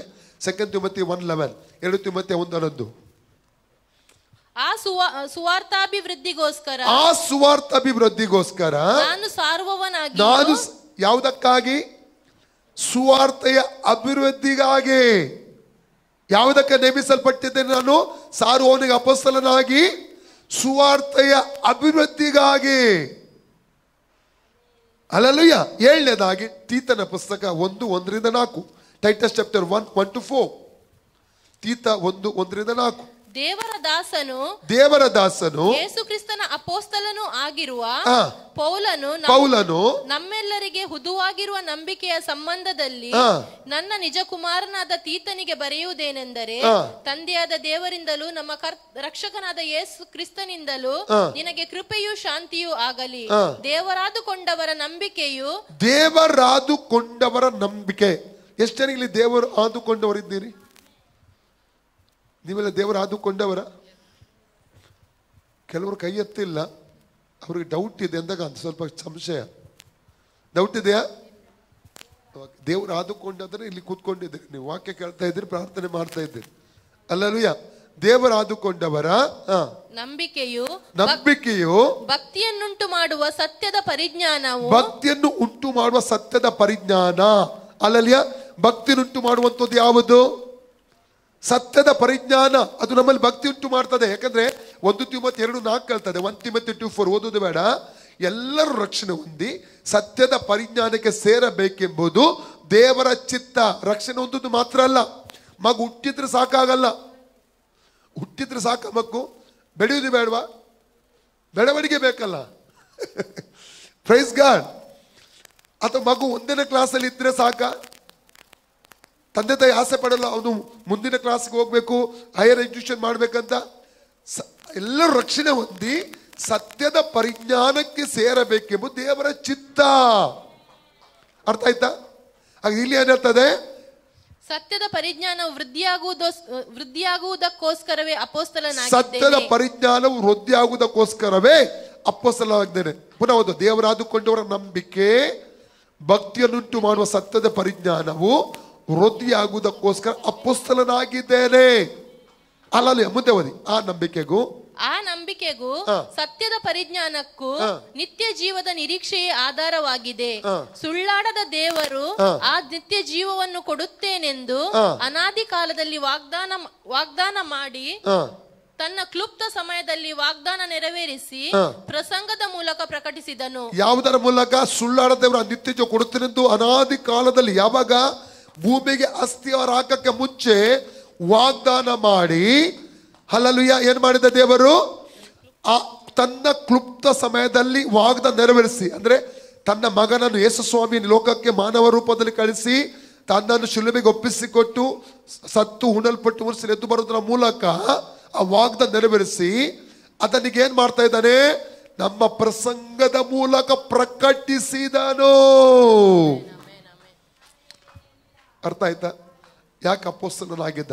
ಇದು ನಮಗೆ ಅಲ್ಲಿ ಬೇಕಾಗಿಲ್ಲ. ಸ್ವಲ್ಪ ನಿಮ್ಮ ತಿಳುವಳಿಕೆಗಾಗಿ ನಾನು ಯಾಕೆ ಅದನ್ನು ಅಪೊಸ್ತಲನಾದ ಎಂಬುದಕ್ಕೋಸ್ಕರ ತಿಳಿಸುವುದಕ್ಕಾಗಿ ನಾನು ಇದು ನಿಮಗೆ ಈ ಗಮನಕ್ಕೆ ನಾನು ತಂದೆ.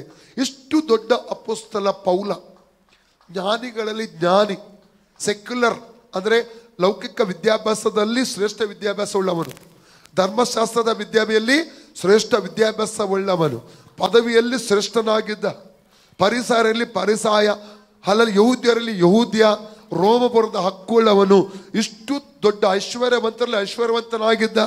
ಇಷ್ಟು ದೊಡ್ಡ ಅಪೊಸ್ತಲ ಪೌಲನು ರಕ್ಷಣೆ ಹೊಂದಿದ ನಂತರ ಪೂರ್ಣವಾಗಿ ತನ್ನ ತಗ್ಗಿಸಿಕೊಂಡು ಇವೆಲ್ಲ ಕಸ, ಕ್ರಿಸ್ತನ ನಿಮಿತ್ತ ಕಸ, ನಷ್ಟವೆಂದೆಣಿಸುತ್ತೇನೆ ಎಂಬುದಾಗಿ ಹೇಳುವುದರಲ್ಲಿ ಏನು ಅರ್ಥ ಆಗುತ್ತ? ಪೂರ್ಣವಾಗಿ ತನ್ನ ನೆಲದ ಮಟ್ಟಿಗೆ ತನ್ನನ್ನು ದೇವರ ಮುಂದೆ ತಗ್ಗಿಸಿಕೊಳ್ಳುವಂಥದ್ದನ್ನು ಕಾಣ್ತೇವೆ. ಹಲ್ಲೆಲೂಯಾ. ಅವನ ಪೌಲ ಹೆಸರಿನ ಅರ್ಥ ಏನು? ಚಿಕ್ಕವನು ಮತ್ತು ದೀನತೆಯುಳ್ಳವನೆಂಬುದಾಗಿ ಅರ್ಥ. ಚಿಕ್ಕವನು ಮತ್ತು ದೀನತೆಯುಳ್ಳವನು. ಸುಮ್ಮನೆ ದೇವರು ಅವನು ಉಪಯೋಗಿಸಲಿಲ್ಲ, ತನ್ನ ಪೂರ್ಣವಾಗಿ ತಗ್ಗಿಸಿಕೊಳ್ಳುವಂಥದ್ದನ್ನು ಅಲ್ಲಿ ನಾವು ಕಾಣ್ತೇವೆ. ಅಂತ ದೊಡ್ಡ ಪೌಲ ದೇವ ರಕ್ಷಣೆ ಹೊಂದಿದಾಗ ಪೂರ್ಣವಾಗಿ ತನ್ನ ತಗ್ಗಿಸಿಕೊಂಡು ದೇವರ ಮುಂದೆ ತನ್ನನ್ನು ಏನ್ ಮಾಡುವುದು? ಒಪ್ಪಿಸಿಕೊಡುವಂಥದ್ರಲ್ಲಿ ಕಾಣ್ತಾ ಇದ್ದೇವೆ. ಅವರೆಲ್ಲ ಮಾತುಗಳನ್ನು ಕೇಳುವಾಗ ನಮಗೆ ಗೊತ್ತಾಗ್ತದೆ ಮಾತಿನಲ್ಲೇ ದೀನತೆ. 1 ಕೊರಿಂಥ 15:10 ಏನು ಹೇಳ್ತಾ ಇದ್ದಾನೆ? ಈ 1 ಕೊರಿಂಥ 15:10 ಈಗ ನಾನು ಎಂಥವನಾಗಿದ್ದೇನೋ ಅದು ದೇವರ ಕೃಪೆ. ಈಗ ನಾನು ಎಂಥವನಾಗಿದ್ದೇನೋ ಅದು ದೇವರ ಕೃಪೆ ಎಂಬುದಾಗಿ ದೀನತೆಯಿಂದ ಈ ಪೌಲ ಇಲ್ಲಿ ಹೇಳುವಂತ ನೋಡ್ತೇವೆ. ಸತ್ಯವೇದದಲ್ಲಿ ಅನೇಕ ಭಕ್ತರ ಕುರಿತು ನಾವು ಓದುತ್ತೇವೆ. ತಮ್ಮನ್ನು ತಗ್ಗಿಸಿಕೊಂಡದ್ದರಿಂದ ದೇವರು ಅವನ ಮೇಲಕ್ಕೆತ್ತಿದ. ಯೇಸು ಸ್ವಾಮಿ ಸ್ಥಾನಕ್ಕೆ ಹೊಂದನ ಕುರಿತಾಗಿ 2 ಕಡೆ ಭಯಂಕರ ಸಾಕ್ಷ್ಯ ಕೊಟ್ಟಿದ್ದಾನೆ. ಗೊತ್ತಾ ನಿಮಗೆ? 2 ಕಡೆಯಲ್ಲಿ. ಒಂದು ಮತ್ತಾಯ 11:11 ಓದಿ. ಮ್ಯಾಥ್ಯೂ 11:11 ಮತ್ತಾಯ 11:11 ಮತ್ತಾಯ 11:11 ಸ್ತ್ರೀಯರಲ್ಲಿ ಹುಟ್ಟಿದವರೊಳಗೆ ಸ್ನಾನಿಕನಾದ ಯೋಹಾನನಿಗಿಂತ ದೊಡ್ಡವನು ಎದ್ದಿಲ್ಲ. ಸಾಕು, ಸ್ತ್ರೀಯರಲ್ಲಿ ಎ ಭಾಗ ಸಾಕು. ಬಿ ಭಾಗದಲ್ಲಿ ಹೇಳ್ತದೆ ದೇವರ ರಾಜ್ಯದಲ್ಲಿ ಅವನ ಚಿಕ್ಕವನು ಕೂಡ ಅವನಿಗಿಂತ ದೊಡ್ಡವನು ಎಂಬುದಾಗಿ ಅದು ಹೇಳ್ತಾರೆ. ಅದೇ ಸ್ತ್ರೀಯರಲ್ಲಿ ಹುಟ್ಟಿದವರ ಒಳಗಡೆ ಸ್ನಾನಿಕನಾದ ಯೋಹಾನನಿಗೆ ನಷ್ಟು ದೊಡ್ಡವನು ಇನ್ನೂ ಯಾರು ಎದ್ದಿಲ್ಲ. ಎಂತ ಸಾಕ್ಷಿ! ಅದು ಕೂಡ ಹೇಳುವುದು ಯಾರು? ಸೃಷ್ಟಿಕರ್ತ ಹೇಳ್ತಾ ಇದ್ದಾನೆ. ದೇವರು ಯೇಸು ಸ್ವಾಮಿ ಹೇಳ್ತಾ ಇದ್ದಾರೆ. ಇದನ್ನು ಸಾಕ್ಷಿ ಕೊಡ್ತಾ ಇದ್ದಾರೆ. ಯಾರ ಕುರಿತು? ಸ್ನಾನಿಕ ಯೋಹಾನನ ಕುರಿತು. ಇನ್ನೊಂದು ಸಾಕ್ಷಿ ನಾವು ನೋಡ್ತೇವೆ. ಯೋಹಾನನ ಸುವಾರ್ತೆ 5:35. Book of John chapter 5:35. ಯೋಹಾನ 5:35. ಯೋಹಾನ 5:35. ಯೋಹಾನನು ಉರಿಯುವ ದೀಪದೋಪಾದಿಯಲ್ಲಿ ಪ್ರಕಾಶಿಸಿದನು. ಹೇಗೆ ಪ್ರಕಾಶಿಸಿದ? ಯೋಹಾನನು ಉರಿಯುವ ದೀಪದೋಪಾದಿಯಲ್ಲಿ ಪ್ರಕಾಶಿಸಿದ. ಯಾರು ಹೇಳುವುದನ್ನು? ಕರ್ತನ ದೇಸು ಹೇಳ್ತಾ ಇದ್ದಾನೆ. ಮುಂದೆ ಓದಿ. ಅವನು ಕೊಡುವ ಬೆಳಕಿನಲ್ಲಿ ಸ್ವಲ್ಪ ಕಾಲ ವಿನೋದಗೊಳ್ಳುವುದಕ್ಕೆ ಮನಸ್ಸು ಮಾಡಿದ್ರಿ. ಇದು ಬಲವಾದ ಯೇಸು ಸ್ವಾಮಿಯಿಂದ ಸ್ಥಾನಕ್ಕೆ ಅವನನ್ನು ಕುರಿತು ಬಂದ ಸಾಕ್ಷಿ. ಯಾಕೆ ಗೊತ್ತುಂಟೆ? ಏನ್ ರೀಸನ್? ಅದಕ್ಕೂ ಇನ್ನೂ 2-3 ರೀಸನ್ ಉಂಟು. ಒಂದನೇದಾಗಿ ಯೋಹಾನ 1:29-30 ಓದಿ. Book of John gospel chapter 1:29-30. ಮರುದಿನ ಯೋಹಾನನು ತನ್ನ ಕಡೆಗೆ ಬರುವ ಯೇಸುವನ್ನು ನೋಡಿ, ಅಗೋ ಯಜ್ಞಕ್ಕೆ ದೇವರು ನೇಮಿಸಿದ ಕುರಿ, ಲೋಕದ ಪಾಪವನ್ನು ನಿವಾರಣೆ ಮಾಡುವವನು, ನನ್ನ ಹಿಂದೆ ಬರುವವನು ನನಗಿಂತ ಮೊದಲೇ ಇದ್ದದ್ದರಿಂದ ನನಗೆ ಮುಂದಿನವನಾದನು ಎಂದು ನಾನು ಹೇಳಿದ ಮಾತು. ನೋಡಿ, ನನ್ನ ಹಿಂದೆ ಬರುವವನು ನನಗಿಂತ ಮೊದಲೇ ಇದ್ದದರಿಂದ ನನಗೆ ಮುಂದಿನವನಾದನು. ನೋಡಿ, ಯೇಸು ಸ್ವಾಮಿ ತನ್ನನ್ನು ತಗ್ಗಿಸಿಕೊಂಡು ಯೇಸು ಸ್ವಾಮಿಯನ್ನು ಮೇಲೆ ಕೆತ್ತುತ್ತಾ ಇದ್ದಾನೆ. ಅಲ್ಲಲಿಯ ಅಭಿಷೇಕ ಬಂದಾಗ ಯಾವಾಗಲೂ, ಕೃಪೆ ಬಂದಾಗ ನಾವು ಯಾವಾಗಲೂ ತಗ್ಗಿಸಿಕೊಳ್ಬೇಕು. ಸಾನಿಕ್ಕೆ ಅವನು ಅಭಿಷೇಕದ ಕುರಿತು, ಸೇವೆ ಕುರಿತಾಗಿ ಅವನು ಹುಟ್ಟಕ್ಕೆ ಮುಂಚೆನೇ ದೇವದೂತನು ಜಕರ್ಯನಿಗೆ ಹೇಳಿದ್ದಾನೆ, ಅವನ ತಂದೆಗೆ ಹೇಳಿದ್ದಾನೆ. ಗೊತ್ತುಂಟಾ? ಲೂಕ 1:14-17 ಲೂಕನ ಸುವಾರ್ತೆ 1ನೇ ಅಧ್ಯಾಯ 14-17. ಬುಕ್ ಆಫ್ ಲೂಕ್ ಚಾಪ್ಟರ್ 1:14-17 ಸ್ಪಷ್ಟವಾಗಿ ಆತನ ಸೇವೆ ಏನು, ಆತನಿಗೆ ಏನು ಹೆಸರು ಇಡಬೇಕು, ಆತನ ಸೇವೆ ಏನು, ಆತನ ಮೇಲೆ ಅಭಿಷೇಕ ಏನು, ಅವನು ಏನು ಆಹಾರ ತಗೋಬೇಕು, ಸ್ಪಷ್ಟವಾಗಿ ಹೇಗೆ ಸಂಸೋನ ಹುಟ್ಟಕ್ಕೆ ಮುಂಚೆ ಮನೋಹ ಮತ್ತು ಅವನ ಹೆಂಡತಿಗೆ, ಅವನ ತಂದೆ ತಾಯಿಗೆ ಹೇಗೆ ದೇವದೂತನು ಏನ್ ಹೇಳ್ತಾರೆ ಮಾರ್ಗದರ್ಶನ ಸಲಹೆ ಕೊಟ್ಟಿದ್ದನು, ಅದೇ ರೀತಿ ಇಲ್ಲಿ ಕೂಡ ಜಕರ್ಯನಿಗೆ ಹೇಳುವಂತ ನೋಡ್ತೇವೆ. ಸಾನಿಕೆ ಅನ್ನೋದನ್ನ ಕುರಿತು ಅಷ್ಟು ಅಭಿಷೇಕ ಉಳ್ಳವನ್ನು ಯೇಸು ಕ್ರಿಸ್ತನ ಮುಂದೆ ತನ್ನ ಪೂರ್ಣವಾಗಿ ತಗ್ಗಿಸಿಕೊಳ್ಳುವುದನ್ನು ನೋಡ್ತೇವೆ ನಾವು. ದೇವರು ನಮ್ಮ ತಗ್ಗಿದ ಹೃದಯ ಯಾವಾಗ ತಗ್ಗಿದ ಮನಸ್ಸನ್ನು ದೇವರು ಗಮನಿಸುತ್ತಾನೆಂಬುದಾಗಿ ಚೆನ್ನಾಗಿ ಅರ್ಥ. ಎಷ್ಟೇ ದೊಡ್ಡ ಅಭಿಷೇಕ ಬಂದ್ರು, ಎಷ್ಟೇ ಮೇಲಕ್ಕೆ ದೇವರು ನಮ್ಮನ್ನು ಎತ್ತಿದ್ರು ಕೂಡ ನಮ್ಮ ಅಹಂಕಾರ ಪಡಬಾರ್ದು. ನಾನು ಅನೇಕ ಸಲ ಸಭೆಯಲ್ಲಿ ಒಂದು ಹೇಳಿದಂತ ಕೆಲವು ಸಮಯದಿಂದ ಸಭೆಯಲ್ಲಿ ಹೇಳಿದ ಒಂದು ಉದಾಹರಣೆ ಇದೆ. ಏನಂದ್ರೆ, ಒಬ್ಬ ರಾಜ ಒಂದು ದೇಶದಲ್ಲಿ ಒಂದು ಬಡ ವ್ಯಕ್ತಿಯನ್ನು, ಬಡ ಅಂದ್ರೆ ಕಡು ಬಡವ ವ್ಯಕ್ತಿಯನ್ನು ಕರೆದುಕೊಂಡು ಬಂದು ಗುರುತಿಸಿ ಅವರಿಗೆ ಮಂತ್ರಿ ಸ್ಥಾನ ಕೊಡ್ತಾನೆ. ಯಾವ ಸ್ಥಾನ ಕೊಡ್ತಾನೆ? ಮಂತ್ರಿಗಳಲ್ಲಿ ಉನ್ನತ ಸ್ಥಾನ ಕೊಡ್ತಾನೆ.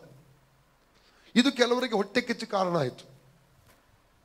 ಕೆಲವರಿಗೆ ಒಂದು ವ್ಯಕ್ತಿಯೊಂದರ ಮೇಲೆ ಕೆತ್ತುವಾಗ, ಆಶೀರ್ವಾದ ಮಾಡುವಾಗ, ಉಪಯೋಗಿಸುವಾಗ, ಅಭಿಷೇಕ ಮಾಡುವಾಗ ನಮಗೆ ಹೊಟ್ಟೆ ಕಿಚ್ಚು ಬರಬಾರ್ದು. ನಾವು ಸಂತೋಷ ಪಡಬೇಕು, ಅಲ್ಲಲ್ವಿಯ? ಅವಾಗ ದೇವರು ನಮ್ಮ ಜೀವಿತದಲ್ಲಿ ಕೂಡ ನಮ್ಮನ್ನು ಮೇಲೆ ಕೆತ್ತುತ್ತಾನೆ, ನಮ್ಮನ್ನು ಕೂಡ ಆಶೀರ್ವಾದ ಮಾಡ್ತಾನೆ. ಯಾಕಂದ್ರೆ 1 ಪೇತ್ರ 3:9 ಹೇಳ್ತದೆ, ನಾವು ಇನ್ನೊಬ್ಬನ ಆಶೀರ್ವಾದ ಮಾಡುವುದಕ್ಕಾಗಿ ಕರೆಯಲ್ಪಟ್ಟಿದ್ದೇವೆ ಎಂಬುದಾಗಿ ಆ ವಾಕ್ಯದಲ್ಲಿ 1 Peter 3:9 ನಾವು ಓದುತ್ತೇವೆ. ಆದ್ರೆ ಕೆಲವೊಬ್ಬರು ಹೊಂಚು ಹಾಕುತ್ತಾ ಹೇಗೆ ದಾನಿಯೇಲನ ಮೇಲೆ ಹೊಂಚು ಹಾಕ್ತಿದ್ರು. ಒಂದು ದಿವಸ ರಾಜನಿಗೆ ಅವನು ಈ ಮಂತ್ರಿಯ ಕುರಿತಾಗಿ ದೂರು ಹೇಳ್ತಾರೆ, ತಪ್ಪೋರಿಸ್ತಾರೆ. ಏನಂದ್ರೆ ಅವನು ಯಾವಾಗಲೂ ರಥದಲ್ಲಿ ಆಚೀಚೆ ಹೋಗುವಾಗ ಒಂದು ಡಬ್ಬಿಯಲ್ಲಿ ವೈಢೂರ್ಯಗಳನ್ನು ತಕ್ಕೊಂಡು ಅಹಂಕಾರ ಪಡ್ತಾ ಇದ್ದಾನೆ ಎಂಬುದಾಗಿ. ನೀನು ಅವನನ್ನು ಬಡತನದಿಂದ ಮೇಲೆ ಕೆತ್ತಿಯಲ್ಲ ರಾಜನೇ, ಅವನು ಅಹಂಕಾರ ಪಟ್ಟು ಹೆಮ್ಮೆ ಪಟ್ಟು ದೊಡ್ಡ ಡಬ್ಬಿಯಲ್ಲಿ ಫುಲ್ಲವಾಗಿ ವೈಢೂರ್ಯ ತಗೊಂಡು ತಿರುಗಾಡ್ತಾ ಇದ್ದಾನೆ ಎಂಬುದಾಗಿ. ರಾಜ ಕೇಳಿದ ಒಂದು ದಿವಸ ಈ ಸಿಟಿಯಲ್ಲಿ ಅವನ ರಥದಲ್ಲಿ ಹೋಗುವ ರಾಜನು ಹೋಗಿ ಅವನು ನಿಲ್ಲಿಸಿ ನೋಡಿಯೇ ಬಿಡೋಣಂತ. ಮಂತ್ರಿ ರಾಜ ಬಂದಾಗ ತಗ್ಗಿಸಿ ಇಳಿದು ರಾಜನಿಗೆ ನಮಸ್ಕಾರ ಮಾಡ್ತಾನೆ, ವಿಶ್ ಮಾಡ್ತಾನೆ, ರೆಸ್ಪೆಕ್ಟ್ ಮಾಡ್ತಾನೆ.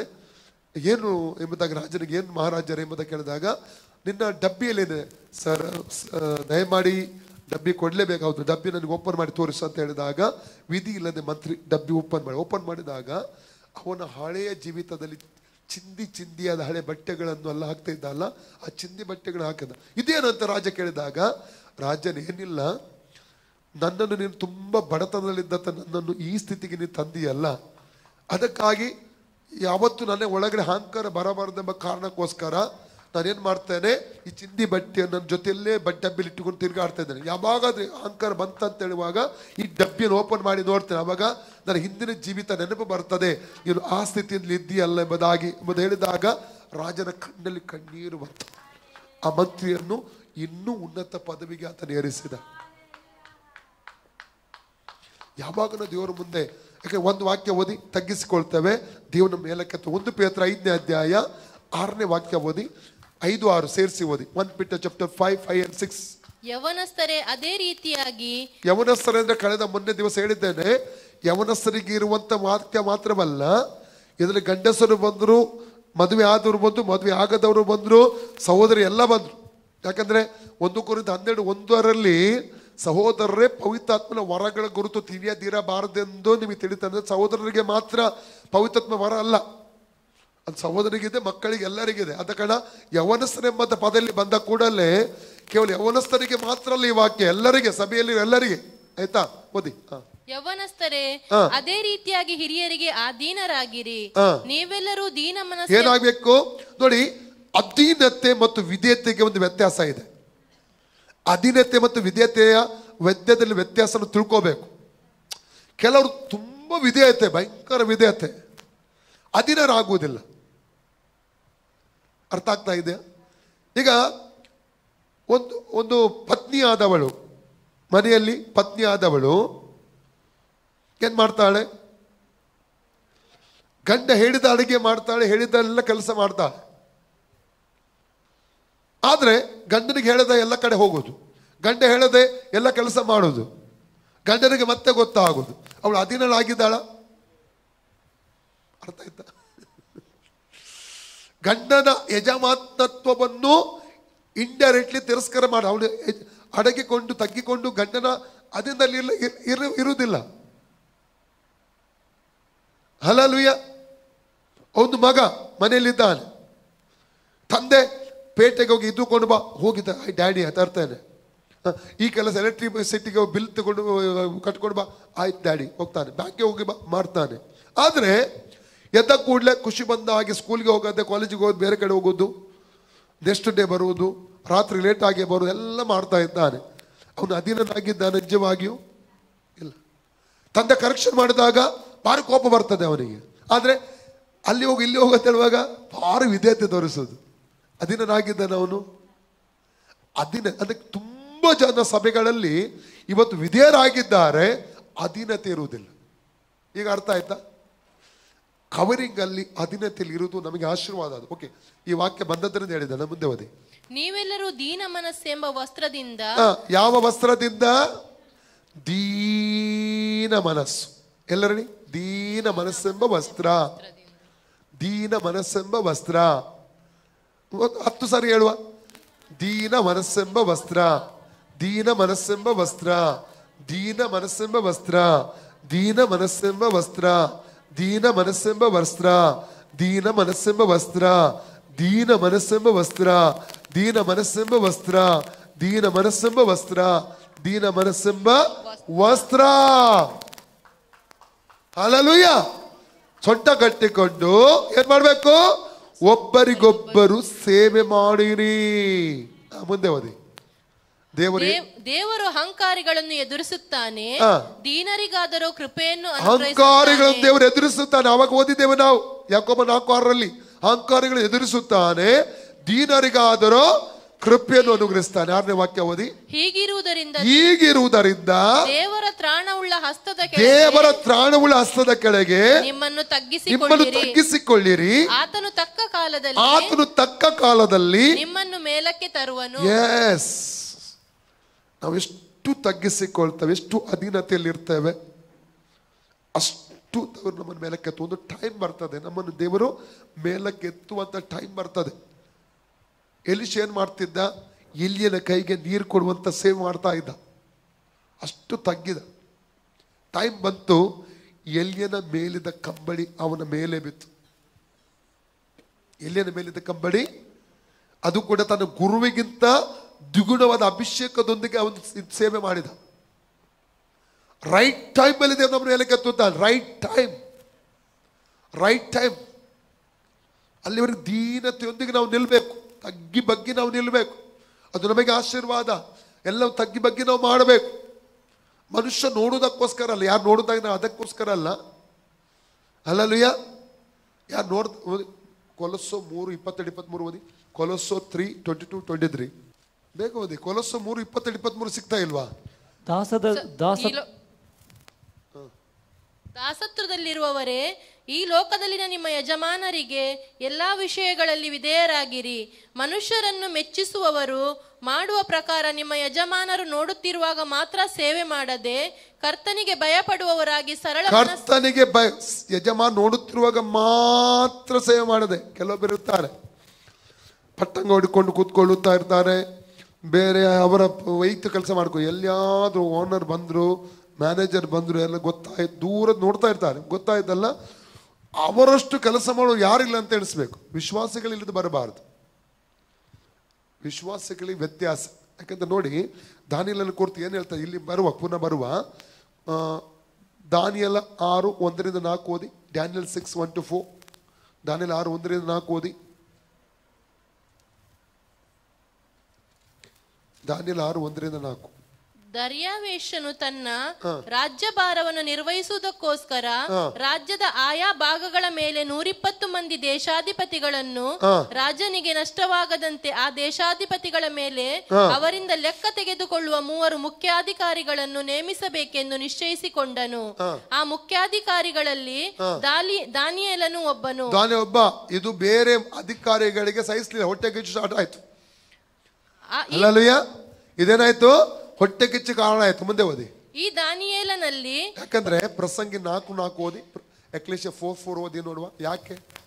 ಮತ್ತು ಸಮಸ್ತ ಪ್ರಯಾಸವನ್ನು ಕೈಗೂಡುವ ಸಕಲ ಕಾರ್ಯವನ್ನು ನೋಡಿ ನೀವು ಪರಸ್ಪರ ಮತ್ಸರಕ್ಕೆ ಆಸ್ಪದವೆಂದು ಗ್ರಹಿಸಿಕೊಂಡೆನು. ಯಾವುದಕ್ಕೆ ಆಸ್ಪದ? ಮತ್ಸರಕ್ಕೆ ಆಸ್ಪದ. ಓಕೆ, ಅಲ್ಲಿ ದಾನಿಯೇಲ 6ಕ್ಕೆ ಬನ್ನಿ. ಈ ದಾನಿಯೇಲನಲ್ಲಿ ಪರಮ ಬುದ್ಧಿ ಇದ್ದದ್ದರಿಂದ ಅವನು ಮಿಕ್ಕ ಮುಖ್ಯಾಧಿಕಾರಿಗಳಿಗಿಂತಲೂ ದೇಶಾಧಿಪತಿಗಳಿಗಿಂತಲೂ ಅಧಿಕ ಸಮರ್ಥನೆನಿಸಿಕೊಂಡಿದ್ದನು. ಅವನನ್ನು ರಾಜನು ಪೂರ್ಣ ರಾಜ್ಯದ ಮೇಲೆ ನೇಮಿಸಲು ಉದ್ದೇಶಿಸಿದನು. ಈಗ 3 ಮುಖ್ಯಾಧಿಕಾರಿ, ಒಬ್ಬ ರಾಜನು ಇನ್ನೊಂದು ಪ್ಲಾನ್ ಮಾಡ್ತಾ ಇದ್ದೇನೆ, ಗೊತ್ತುಂಟಾ?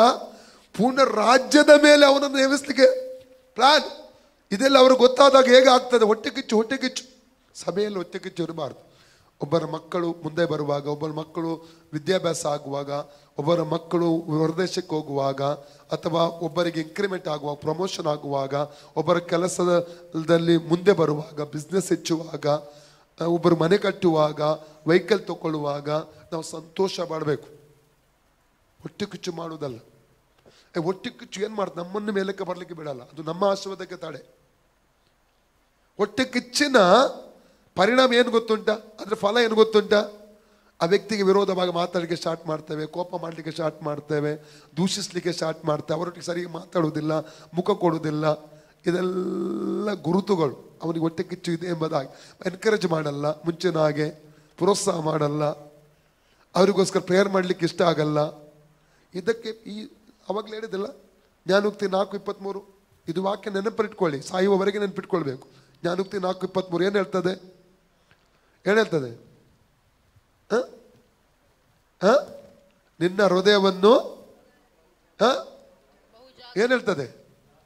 ಜಾಗೃತಿಯಿಂದ ಕಾಪಾಡಿಕೋ, ಅದರೊಳಗಿಂದ ಜೀವ ಧಾರೆಗಳು ಹೊರಡುತ್ತವೆ.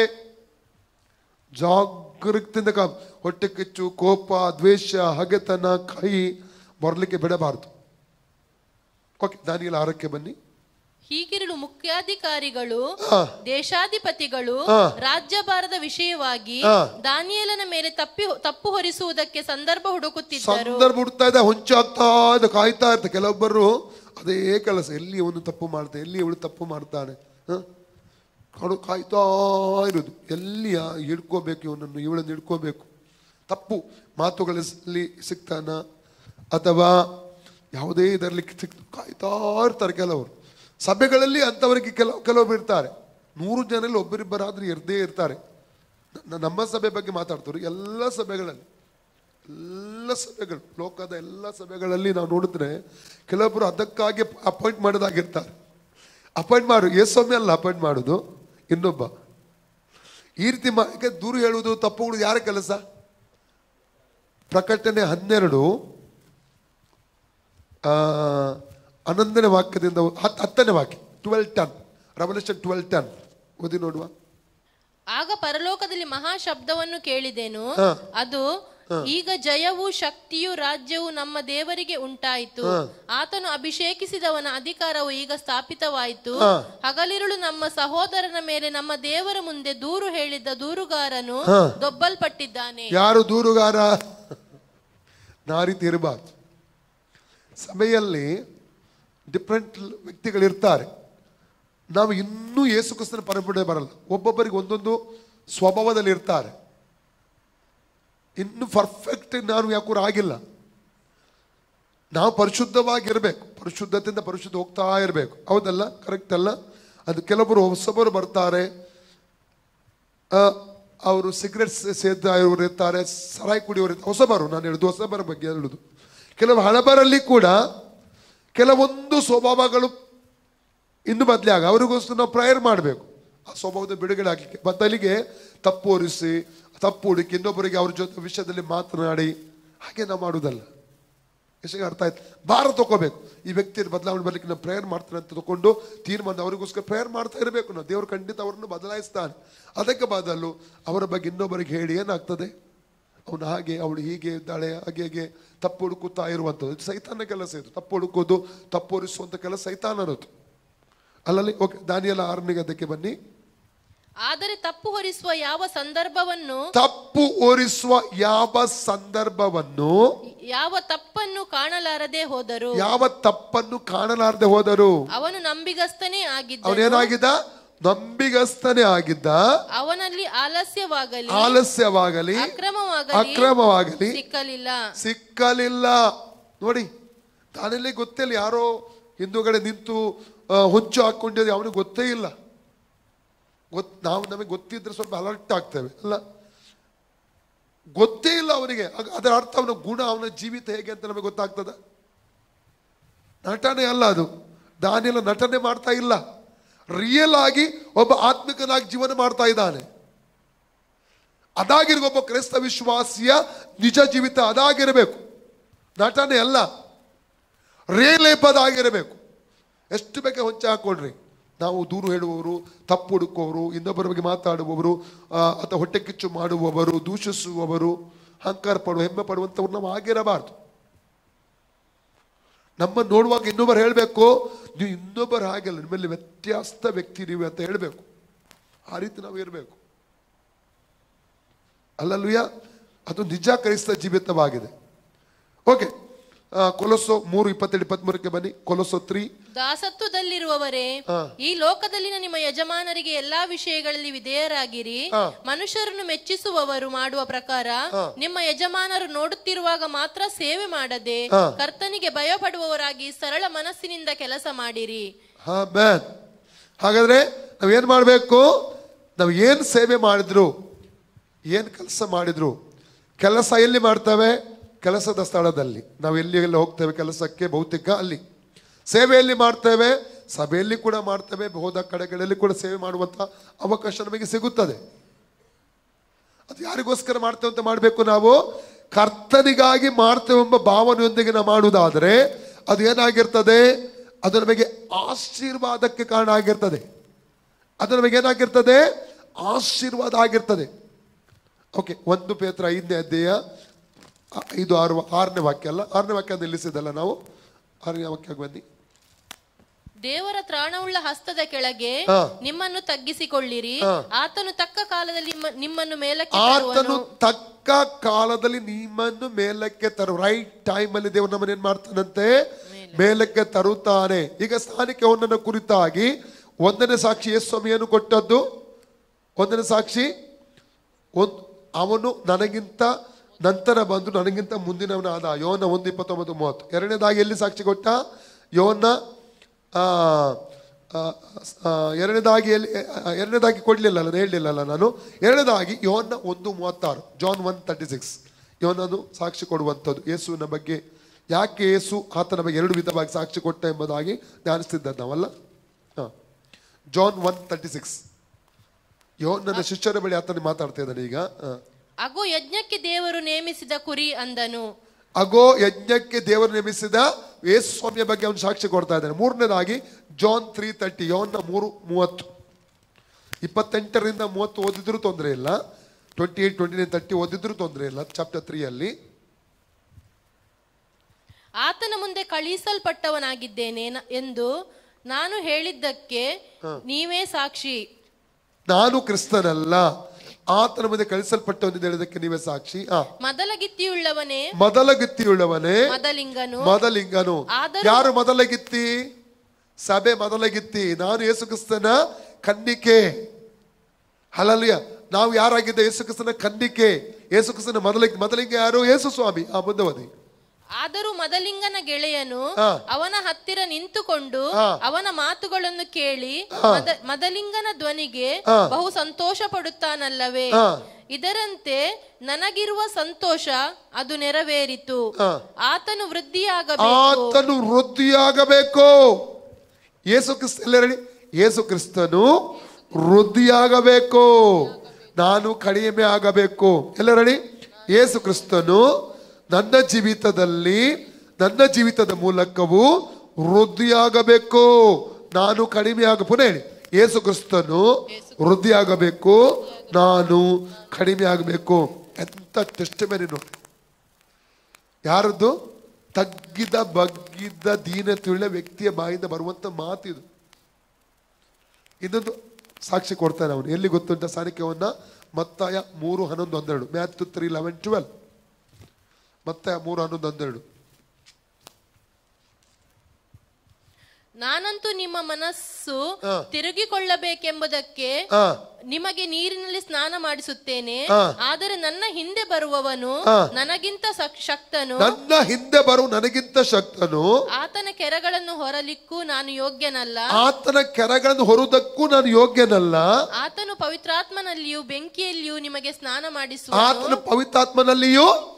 ಬೆಂಕಿಯಲ್ಲಿಯೂ ದೀಕ್ಷಾಂತ ಕೊಡ್ತಾನೆ. ಆತನ ಕರಗಳನ್ನು, ಆತನ ಮೆಟ್ಟುಗಳನ್ನು, ಚಪ್ಪಲಿಯನ್ನು, ಯೇಸುವಿನ ಚಪ್ಪಲಿಯನ್ನು, ಇನ್ನೊಂದು ಕೆರದ ಬಾರನ್ನು ಕೂಡ ಮುಟ್ಟುವುದಕ್ಕೂ ನಾನು ಯೋಗ್ಯನಲ್ಲ.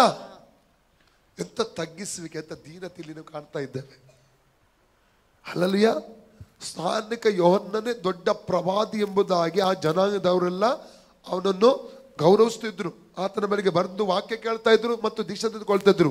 ಅಲ್ಲಿ ಬಂದಂತ ಜನರ ಮುಂದೆ ಯೇಸು ಸ್ವಾಮಿಗೋಸ್ಕರ ಸಾಕ್ಷಿ ಹೇಳ್ತಾ ಇದ್ದಾನೆ. ನನ್ನ ಹಿಂದೆ ಒಬ್ಬನು ಬರ್ತಾ ಇದ್ದಾನೆ, ಆತನ ಕೆರದ ಬಾರನ್ನು ಮುಟ್ಟುವುದಕ್ಕೆ ನಾನು ಯೋಗ್ಯನೆಂತ ತಗ್ಗಿಸಬೇಕೆ. ಅದಕ್ಕಾಗಿ ಯೇಸು ಸ್ವಾಮಿ ಆತನ ಕುರಿತು ಸಾಕ್ಷಿ ಕೊಟ್ಟದ್ದು. ಹಾಗಾದ್ರೆ ಎಷ್ಟು ನಾವು ತಗ್ಗಿಸಿಕೊಳ್ತೇವೆ ಅಷ್ಟು ದೇವರು ನಮ್ಮನ್ನು ಏನ್ ಮಾಡ್ತಾನೆ? ಅನುಗ್ರಹಿಸುತ್ತಾನೆ, ಆಶೀರ್ವಾದ ಮಾಡ್ತಾನೆ, ಮೇಲಕ್ಕೆ ಎತ್ತುತ್ತಾನೆ. ಅಹಂಕಾರ ನಮ್ಮ ಆಶೀರ್ವಾದಕ್ಕೆ ತಡೆ, ಹೆಮ್ಮೆ ನಮ್ಮ ಆಶೀರ್ವಾದಕ್ಕೆ ತಡೆ. ಹಲ್ಲೆಲೂಯಾ. ಇನ್ನೊಂದು ವಾಕ್ಯ ಓದುವ. ದಾನಿಯೇಲನ ಕುರಿತಾಗಿ ನಾವು ದಾನಿಯೇಲನ ಕುರಿತು ಓದುತ್ತೇವೆ. ದಾನಿಯೇಲನ ಪುಸ್ತಕ 13ನೇ ಅಧ್ಯಾಯದ 3ನೇ ವಾಕ್ಯ ಓದಿ ನೋಡುವ. ಸಿಕ್ಕಿತಾ? ನನ್ನ ಬೈಬಲ್ ಇಲ್ಲ ಮಾತ್ರ, ಎಲ್ಲ ಹುಡುಕ್ತಾ ಇದ್ದಾರೆ. ಯೇಸು ಸ್ವಾಮಿ 2ನೇ ಅಧ್ಯಾಯ 28ರಿಂದ 30 ಓದಿ. ಎಲ್ಲ ಹುಡುಕ್ತಾರೆ, ಏನು ಹುಡುಕ್ತಾರ? ಯೇಸು ಸ್ವಾಮಿ ಚಾಪ್ಟರ್ 2 28-30, 2ನೇ ಅಧ್ಯಾಯ 28ರಿಂದ 30. ಆದರೆ ರಹಸ್ಯಗಳನ್ನು ವ್ಯಕ್ತಗೊಳಿಸುವ ಒಬ್ಬನಿದ್ದಾನೆ, ಆತನು ದೇವರು, ಪರಲೋಕದಲ್ಲಿದ್ದಾನೆ. ಉತ್ತರ ಕಾಲದಲ್ಲಿ ನಡೆಯತಕ್ಕದ್ದನ್ನು ಆತನೇ ರಾಜನಾದ ನೆಬೂಕದ್ನೆಚ್ಚರನಿಗೆ ತಿಳಿಯಪಡಿಸಿದ್ದಾನೆ. ನೆಬೂಕದ್ನೆಚ್ಚರ ಹೇಳ್ತಾನೆ, ನೀನು ಈ ಕನಸು ಮತ್ತು ಕನಸಿನ ಅರ್ಥ ಹೇಳಬಲ್ಲಿಯಾ ಅಂತ ಹೇಳಿದಾಗ ಅವನು ದೇವರಿಗೆ ಮಹಿಮೆ ಪಡಿಸ್ತಾ ಇದ್ದಾನೆ. ಇಲ್ಲಿ ಮುಂದೆ ಓದಿ. ನಿನ್ನ ಕನಸು ಹಾಸಿಗೆಯ ಮೇಲೆ ನಿನ್ನ ಮನಸ್ಸಿನಲ್ಲಿ ಬಿದ್ದ ಸ್ವಪ್ನಗಳು ಇವೆ. ರಾಜನೇ, ನೀನು ಹಾಸಿಗೆಯ ಮೇಲೆ ಮಲಗಿರುವಾಗ ಮುಂದೆ ಏನಾಗುವುದೋ ಎಂಬ ಯೋಚನೆಯು ನಿನ್ನಲ್ಲಿ ಹುಟ್ಟಿತಲ್ಲ. ರಹಸ್ಯಗಳನ್ನು ವ್ಯಕ್ತಗೊಳಿಸುವಾತನು ಮುಂದಾಗುವುದನ್ನು ನಿನಗೆ ಗೋಚರಪಡಿಸಿದ್ದಾನೆ. ನಾನೇ ಎಲ್ಲ ಜೀವಂತರಿಗಿಂತ ಹೆಚ್ಚು ಬುದ್ಧಿಯುಳ್ಳವನೆಂತಲ್ಲ. ಕನಸಿನ ಅಭಿಪ್ರಾಯವು ರಾಜನಿಗೆ ಗೋಚರವಾಗಿ ನೋಡಿ, ತಗ್ಗಿಸಿಕೊಳ್ಳುವಂತ ದಾನಿಯೇಲನ್ನು ನೋಡ್ತೇವೆ. ಏನಾಯ್ತು? ಅದರ ಪರಿಣಾಮ ಏನಾಯ್ತು? 48, 47, 48, 49 ವಾಕ್ಯ, 46, 47, 48, 46, 49 ವಾಕ್ಯ ಓದಿ, ಕೊನೆಯ ವಚನಗಳು. ಆಗ ರಾಜನಾದ ನೆಬೂಕದ್ನೆಚ್ಚರನು ಅಡ್ಡ ಬಿದ್ದು ದಾನಿಯೇಲನನ್ನು ಪೂಜಿಸಿ ಅವನಿಗೆ ನೈವೇದ್ಯ ಮಾಡಿ ಧೂಪ ಹಾಕಬೇಕೆಂದು ಆಜ್ಞಾಪಿಸಿ ಅವನ ಮಾತಿಗೆ ಪ್ರತ್ಯುತ್ತರವಾಗಿ, ನೀನು ಈ ರಹಸ್ಯವನ್ನು ಬಯಲಿಗೆ ತರಲು ಸಮರ್ಥನಾದ ಕಾರಣ ನಿಮ್ಮ ದೇವರು ದೇವಾದಿದೇವನು ರಾಜರ ಒಡೆಯನು ರಹಸ್ಯಗಳನ್ನು ವ್ಯಕ್ತಗೊಳಿಸುವವನು ಆಗಿದ್ದಾನೆಂಬುದು ನಿಶ್ಚಯ ಎಂದು ಹೇಳಿದನು. ಆಗ ಬಳಿಕ ರಾಜನು ದಾನಿಯೇಲನನ್ನು ದೊಡ್ಡ ಸ್ಥಿತಿಗೆ ತಂದು ಅವನಿಗೆ ಅಮೂಲ್ಯವಾದ ಬಹುಮಾನ ಕೊಟ್ಟು ಬಾಬೇಲ್ ಸಂಸ್ಥಾನವನ್ನೆಲ್ಲ ಅಧೀನಪಡಿಸಿ ಬಾಬೇಲಿನ ವಿದ್ವಾಂಸರ ಸಕಲ ಮುಖ್ಯಸ್ಥರಿಗೂ ಅವನನ್ನು ಮುಖ್ಯಸ್ಥನನ್ನಾಗಿ ನೇಮಿಸಿದ. ನೋಡಿ, ತಗ್ಗಿದವನನ್ನು ಮೇಲಕ್ಕೆತ್ತುವ ದೇವರಿದ್ದಾನೆ. ದೀನತಿಳ್ಳ ವ್ಯಕ್ತಿಯನ್ನು ಮೇಲಕ್ಕೆತ್ತುವ ದೇವರೇ. ಸುಮ್ಮನೆ ಒಬ್ಬ ವ್ಯಕ್ತಿಯನ್ನು ಉಪಯೋಗಿಸುವುದಿಲ್ಲ. ಉಪಯೋಗಿಸಬೇಕಾ? ಅನೇಕ 5 ಗುಣ ಧ್ಯಾನಿಸ್ತಾ. 6ನೇ ಗುಣ ಇದು. 6ನೇ ಗುಣ ಸ್ವಭಾವ ಪೌಲನಲ್ಲಿದ್ದದ್ದು ಯಾವುದು? ದೀನತೆ ಮತ್ತು ತಗ್ಗಿಸಲ್ಪಡುವ ಗುಣ. ದಾನಿಯೇಲ ತಗ್ಗಿಸಿದ, ಅವನನ್ನು ದೇವರು ಮೇಲಕ್ಕೆತ್ತಿದ. ಉನ್ನತ ಪದವಿ ಸಿಗ್ತಾ ಇದೆ ಅವನಿಗೆ, ಉನ್ನತ ಪೊಸಿಷನ್, ಬಹುಮಾನ ಸಿಗ್ತಾ ಇದೆ. ದೇವರು ಅವನಿಗೆ ಹಾನರ್ ಮಾಡಿದೆ. ಯಾರ ಮೂಲಕ? ಅದು ಕೂಡ ರಾಜನ ಮೂಲಕ ಅವನಿಗೆ ಗೌರವ ಸಿಗ್ತಾ ಇದೆ. ಇದಕ್ಕೇನು ರೀಸನ್? ಕಾರಣ ಏನು? ತನ್ನನ್ನು ತಗ್ಗಿಸಿಕೊಂಡ, ದೇವರಿಗೆ ಮಹಿಮೆ ಸಲ್ಲಿಸಿದ. ಹಲ್ಲೆಲೂಯ. ಯೋಸೇಫನ ಕುರಿತು ನಾವು ಓದುತ್ತೇವೆ. ಯೋಸೇಫ ಸೆರೆಮನೆಯಲ್ಲಿದ್ದ. 41ನೇ ಅಧ್ಯಾಯ ಆದಿಕಾಂಡ 1-2 ವಾಕ್ಯ ಹೇಳ್ತದೆ. 2 ವರ್ಷದಿಂದ ಸೆರೆಮನೆಯಲ್ಲಿದ್ದ. ರಾಜನ ಕನಸಿನ ಅರ್ಥ ಹೇಳುವುದಕ್ಕಾಗಿ ಫರೋಹನ ಬಳಿಗೆ ಕರೆತರಲ್ಪಟ್ಟ. 15-16 ವಾಕ್ಯ ಓದಿ 41ನೇ ಅಧ್ಯಾಯದಲ್ಲಿ.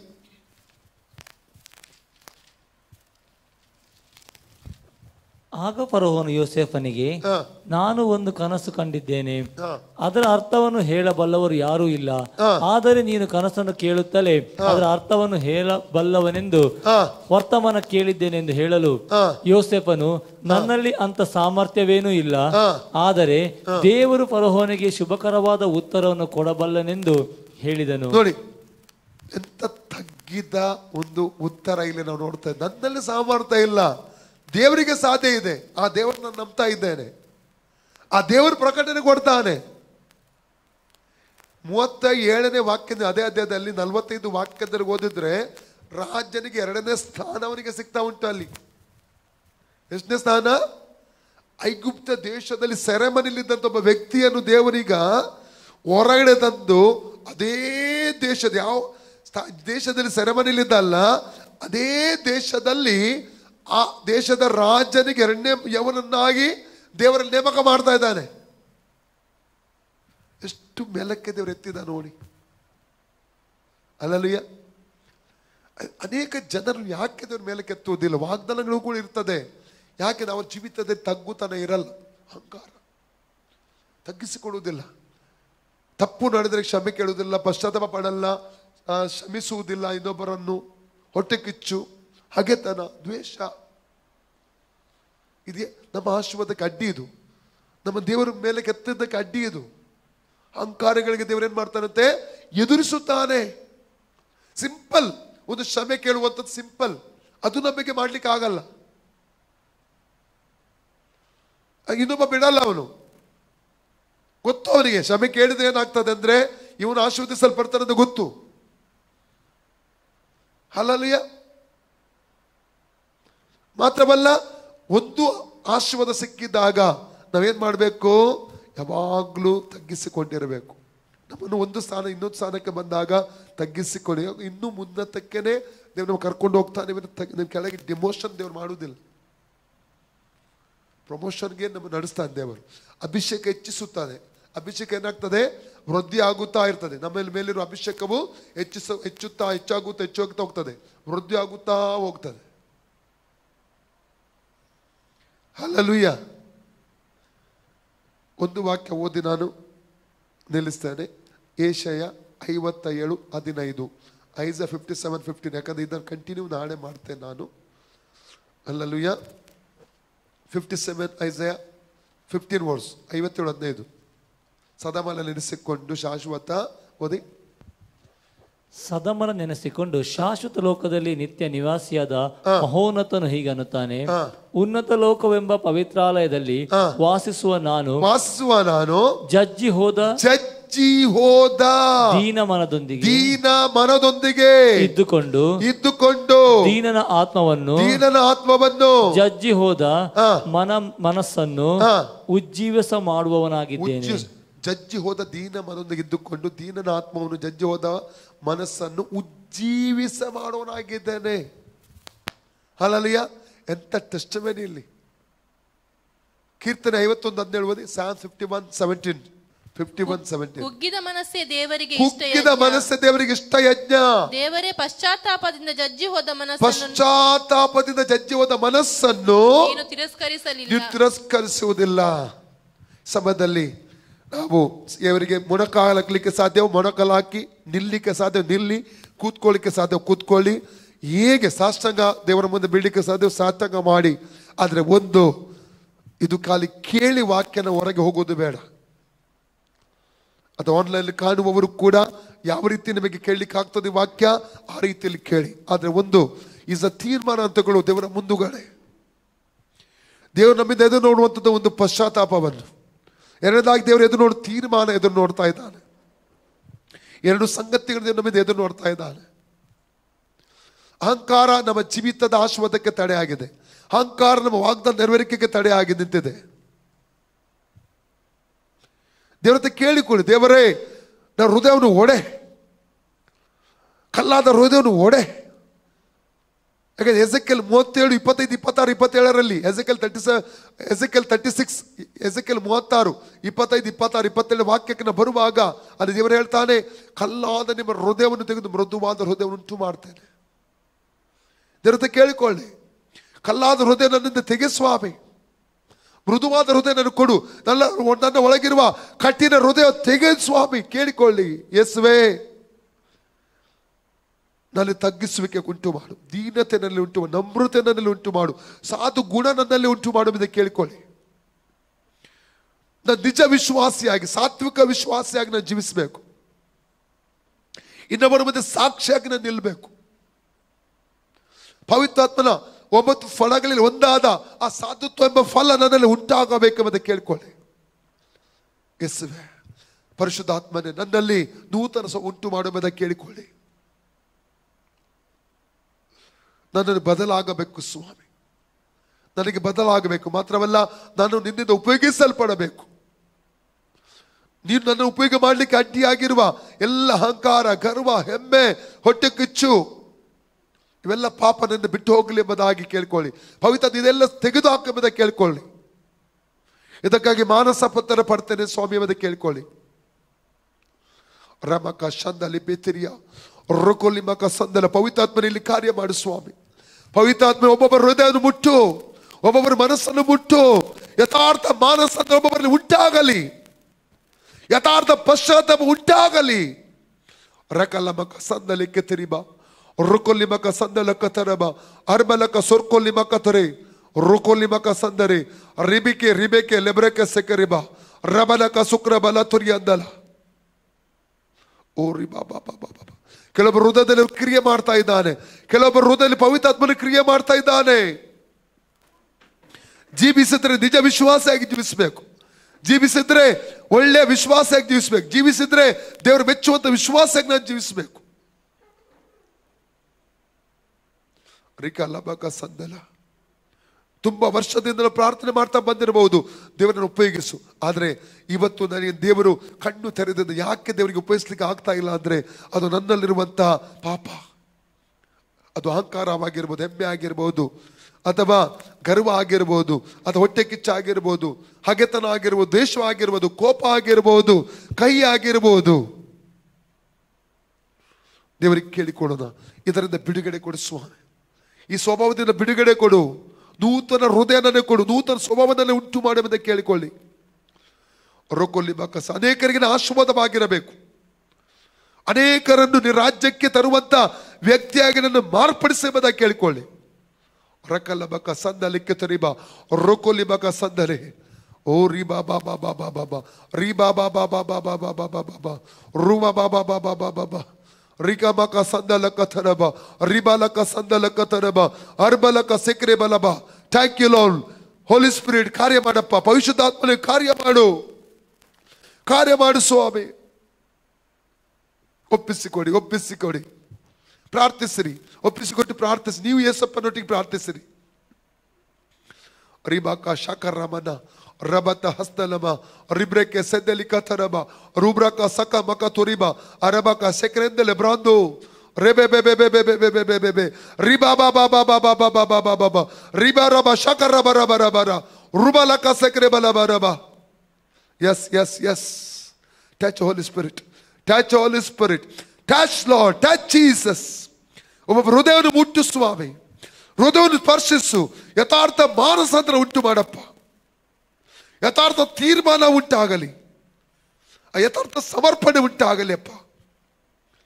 ರಬಕ ಶಕರಬ ರೇಕೆ ರಿಬಕ ಸಂದಲಕ ತುರಿಬ ರೂಬ್ರೋಕೋ ಸೆಕ್ರಿ ಅಂದಲೆ ರಿಬಾ ಬಾಬಾ ಬಾಬಾ ಬಾಬಾ ಬಾಬಾ ಬಾ ರಿಬಾ ಬಾಬಾ ಬಾಬಾ ಬಾಬಾ ಬಾಬಾ ಬಾ ರಬ ಬಾಬಾ ಬಾಬಾ ಬಾಬಾ ಬಾಬಾ ಬಾಬಾ ಅರ್ಬಲಕ ಸಕ್ರ ಬಲಕ ತರತಲಮ ರಿಬನಕ ಸಂದಲಿಕೆ ತುರಿ ಅಂದಲಬ ಅರ್ಕಲ್ಲೆ ಬೇಕೆ ಸೆಕ್ರೆ ಬಾ. Thank you Lord, thank you Lord, thank you Lord, thank you Jesus. ಪರಲೋಕದ ಕುಂಬಾರನು ನೀನು ಸ್ವಾಮಿ. ಯೆರೆಮೀಯ 18:1-8 ಯೆರೆಮೀಯ ಪ್ರವಾದಿಗೆ ಕುಂಬಾರನ ಮನೆಗೆ ಹೋಗ್ಲಿಕ್ಕೆ ಹೇಳಿ, ಅಲ್ಲಿ ಯಾವ ರೀತಿಯಲ್ಲಿ ಆತನು ಮಡಕೆ ಮಾಡ್ತಾ ಇದ್ದ, ಮಣ್ಣಿನಿಂದ ಕೆಟ್ಟು ಹೋದ ಮಡಿಕೆಯನ್ನು ತಿರುಗಿ ಆತನು ಸಮ ಮಾಡಿ ಹೊಸ ಮಡಿಕೆಯನ್ನು ರೂಪಿಸ್ತಿದ್ದ ಚಿತ್ರವನ್ನು ಆತನಿಗೆ ತೋರಿಸಿದವನ್ನು ನೋಡ್ತೇವೆ. ಕರ್ತನೇ, ನೀನು ನಮ್ಮ ಪರಲೋಕದ ಕುಂಬಾರನಾಗಿ ನಮ್ಮನ್ನು ರೂಪಿಸು, ನಮ್ಮನ್ನು ಮುರಿ ಸ್ವಾಮಿ. ಪವಿತ್ರ ಫಲಗಳಲ್ಲಿ ಒಂದಾದ ಸಾಧುತ್ವ, ನಮ್ರತೆ, ದೀನತೆ, ತಗ್ಗಿಸುವಿಕೆ ನಮ್ಮಲ್ಲಿ ಬರಲಿ ಸ್ವಾಮಿ. ಅಧೀನತೆ ನಮ್ಮಲ್ಲಿ ಬರಲಿ ಸ್ವಾಮಿ. ಇನ್ನೊಬ್ಬರಿಗೆ ರೆಸ್ಪೆಕ್ಟ್ ಕೊಡುವವರನ್ನಾಗಿ ಮಾರ್ಪಡಿಸು, ಇನ್ನೊಬ್ಬರಿಗೆ ನಾವು ಗೌರವ ಕೊಡುವವರನ್ನಾಗಿ ಮಾರ್ಪಡಿಸು, ಮೇಲಿನವರ ಮಾತನ್ನು ಕೇಳುವವರನ್ನಾಗಿ ಮಾರ್ಪಡಿಸು. ಅಧೀನತೆ ಬರಲಿ. ಪತ್ನಿಯಂದಿರು ಪತಿಯಂದರಿಗೆ, ಮಕ್ಕಳು ತಂದೆ ತಾಯಿಗೆ, ವಿಶ್ವಾಸಗಳು ಸಭಾಪಾಲಕರಿಗೆ ಅಧೀನತೆ ಜೀವಿಸುವಂತ ಆ ಜೀವಿತ ಕೊಡಬೇಕೆಂಬುದ ಕರ್ತನಿಗೆ ಕೇಳ್ಕೊಳ್ತಾ ಇದ್ದಾನೆ. ರಕಲ್ಲ ಬಕ ಸಕರ ಬಲ ತರಿಬ ರುಕಲಿ ಬಕ ಸಂದಲಿಕೆ ತುರಿಯ ರಬ ಬಬ ಬಬ ಬಬ ಬಬ ಊರಿ ಬಕ ಶಾಂದಲಿಕೆ ತುರಬ. Thank you Lord, thank you Lord, thank you Jesus.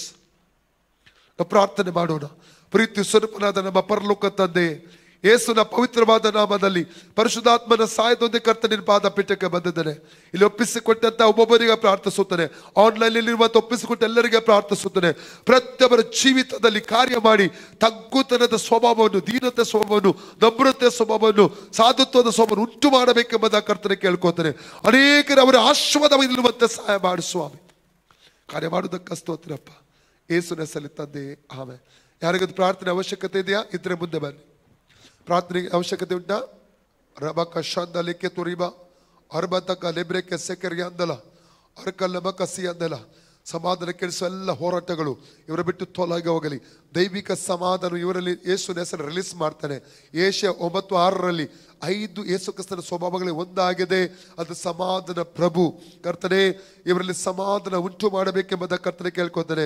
ರಿಬಾಕ ಶಂದಲ ಯೋಹನ 14:27 ವಾಕ್ಯ ಹೇಳ್ತದೆ, ಅಲ್ಲೇ ನಾನು ನನ್ನ ಶಾಂತಿನ ಕೊಡುತ್ತೇನೆ, ಲೋಕ ಕೊಡುತ್ತ ರೀತಿಯಲ್ಲೆಲ್ಲ ನಾನು ಕೊಡುತ್ತ ಶಾಂತಿ ಅದು ಶಾಶ್ವತವಾದದೆಂಬುದಾಗಿ ಹೇಳ ವಾಕ್ಯ ಪ್ರಕಾರ ನನ್ನ ಜನರು ಸಮಾಧಾನ ನಿಲಯಗಳಲ್ಲಿ ವಾಸಿಸುವರೆಂಬುದಾಗಿ ಹೇಳಿದಿ. ಏಷ್ಯಾ 32:17, 18, 19 ಆ ವಾಗ್ದಾನ ಇವರಲ್ಲಿ ನೆರವೇರಿಸು. ದೈವಿಕ ಸಮಾಧಾನವನ್ನು ಇವರಲ್ಲಿ ಯೇಸು ರಿಲೀಸ್ ಮಾಡ್ತಾ ಇದ್ದಾನೆ. Spirit of depression out in the name of Jesus, out. Spirit of depression out in the name of Jesus. Free ಆಗಲಿ ಮೈಂಡ್, ಮೈಂಡ್ ಫ್ರೀ ಆಗಲಿ. Name of Jesus mind free ಆಗಲಿ. Free in the name of Jesus. ರಕಲಬಕ ಸಕ್ರ ಬಾಬಾ ರೇಕಿರಿಬಕ ಸದ್ದಲೆಕ್ಕ ತೊರಿಬ ರೂಬ್ರಕ ಸೆಕೆರಿಯಾದಲ್ಲಿ touch Holy Spirit, touch Lord. ತಂದೆ ದೇವರು ಯೇಸುವಿನ ನಾಮದಲ್ಲಿ ಪರಿಶುದ್ಧಾತ್ಮನ ಸಹಾಯದ ಕರ್ತ ಪಾದಕ್ಕೆ ಬಂದಿದ್ದೇನೆ. ಈ ತಾಯಿ ಅವರಿಗಾಗಿ ಪ್ರಾರ್ಥಿಸುತ್ತೇನೆ. ಅಪ್ಪ ಕರ್ತನೆ, ಇವರು ಬಯಸಿದ ರೀತಿ ಜೀವಿತದಲ್ಲಿ ನೀನು ಕಾರ್ಯ ನಡೆಸಬೇಕೆಂಬುದ ಕರ್ತನೆ ಕೇಳ್ಕೊಳ್ತಿದ್ರೆ ದೈವಿಕವಾದ ಕೃಪೆ ಇವರ ಮೇಲೆ ಇಳಿದು ಬರಲಿ ಅಪ್ಪ. ದೈವಿಕವಾದ ಶಕ್ತಿ ಇವರ ಮೇಲೆ ಇಳಿದು ಬರಲಿ ಅಪ್ಪ. ಬಲಪಡಿಸಿ ನಡೆಸಬೇಕಾಗಿ ಕರ್ತನೆ ಕೇಳಿಕೊಡ್ತಾ ಇದ್ದೇನೆ ಅಪ್ಪ. ನಿನ್ನ ಶುಭ, ನಿನ್ನ ಕೃಪೆ ಇವ್ರ ಜೀವನ ಹಿಂಬಾಲಿಸುವಂತೆ ಸಹಾಯ ಮಾಡಬೇಕೆಂಬುದ ಕರ್ತನೆ ಕೇಳ್ಕೊಳ್ತೇನೆ. Touch Holy Spirit, touch Jesus, touch Lord. ರಕ ಶಕರಮನ ತೆರಿಯಂದ ರೋಕುರಿಬಕ ಸಂದಲೆ. Thank you Jesus, thank you Lord. Amen, amen. ತಂದೆ ಯೇಸುವಿನ ನಾಮದಲ್ಲಿ ಪವಿತ್ರಾತ್ಮನ ಸಹಾಯದೊಂದಿಗೆ ಕರ್ತನಿನ ಪಾದ ಪೀಠಕ್ಕೆ ಬಂದಿದ್ದೇನಪ್ಪ. ಈ ಸಹೋದರನು ಅನುಗ್ರಹಿಸು. ಇವರ ಕೆಲಸದ ವಿಷಯದಲ್ಲಿ ಒಂದು ಅಭಿವೃದ್ಧಿಯನ್ನು, ವಿಶಾಲತೆ ಕೊಡಬೇಕಂತ ಕರ್ತನೆ ಕೇಳ್ಕೊಂಡ್ರೆ ಸ್ಟಕ್ ಆಗಿ ನಿಂತಿರುವಂತ ಎಲ್ಲ ಕೆಲಸದ ಕಾರ್ಯಗಳು ಅಳಿದೋಗಲಿ ಯೇಸು ನಾಮದಲ್ಲಿ. ಸೈತಾನಿಕವಾದ ಎಲ್ಲ ತಡೆಗಳು ಅಡಿಯಲಿ. ರಿಬಾಕ ಶಕ ಫೈನಾನ್ಸ್ ವಿಷಯದಲ್ಲಿ ಬ್ರೇಕ್ ಥ್ರೂ ನಡೆಯಲಿ ಯೇಸು ನಾಮದಲ್ಲಿ. ಎಸ್ ರೊಕ್ಕ ಮುಂದಕ್ಕೆ ಹೋಗಲಿಕ್ಕೆ ಅಡ್ಡಿ ಮಾಡುವಂತ ತಡೆ ಮಾಡೆಲ್ಲ ಸೈತಾನಿಕ ತಡೆಗಳು ಅಡಿಯಲಿ ಯೇಸು ನಾಮದಲ್ಲಿ.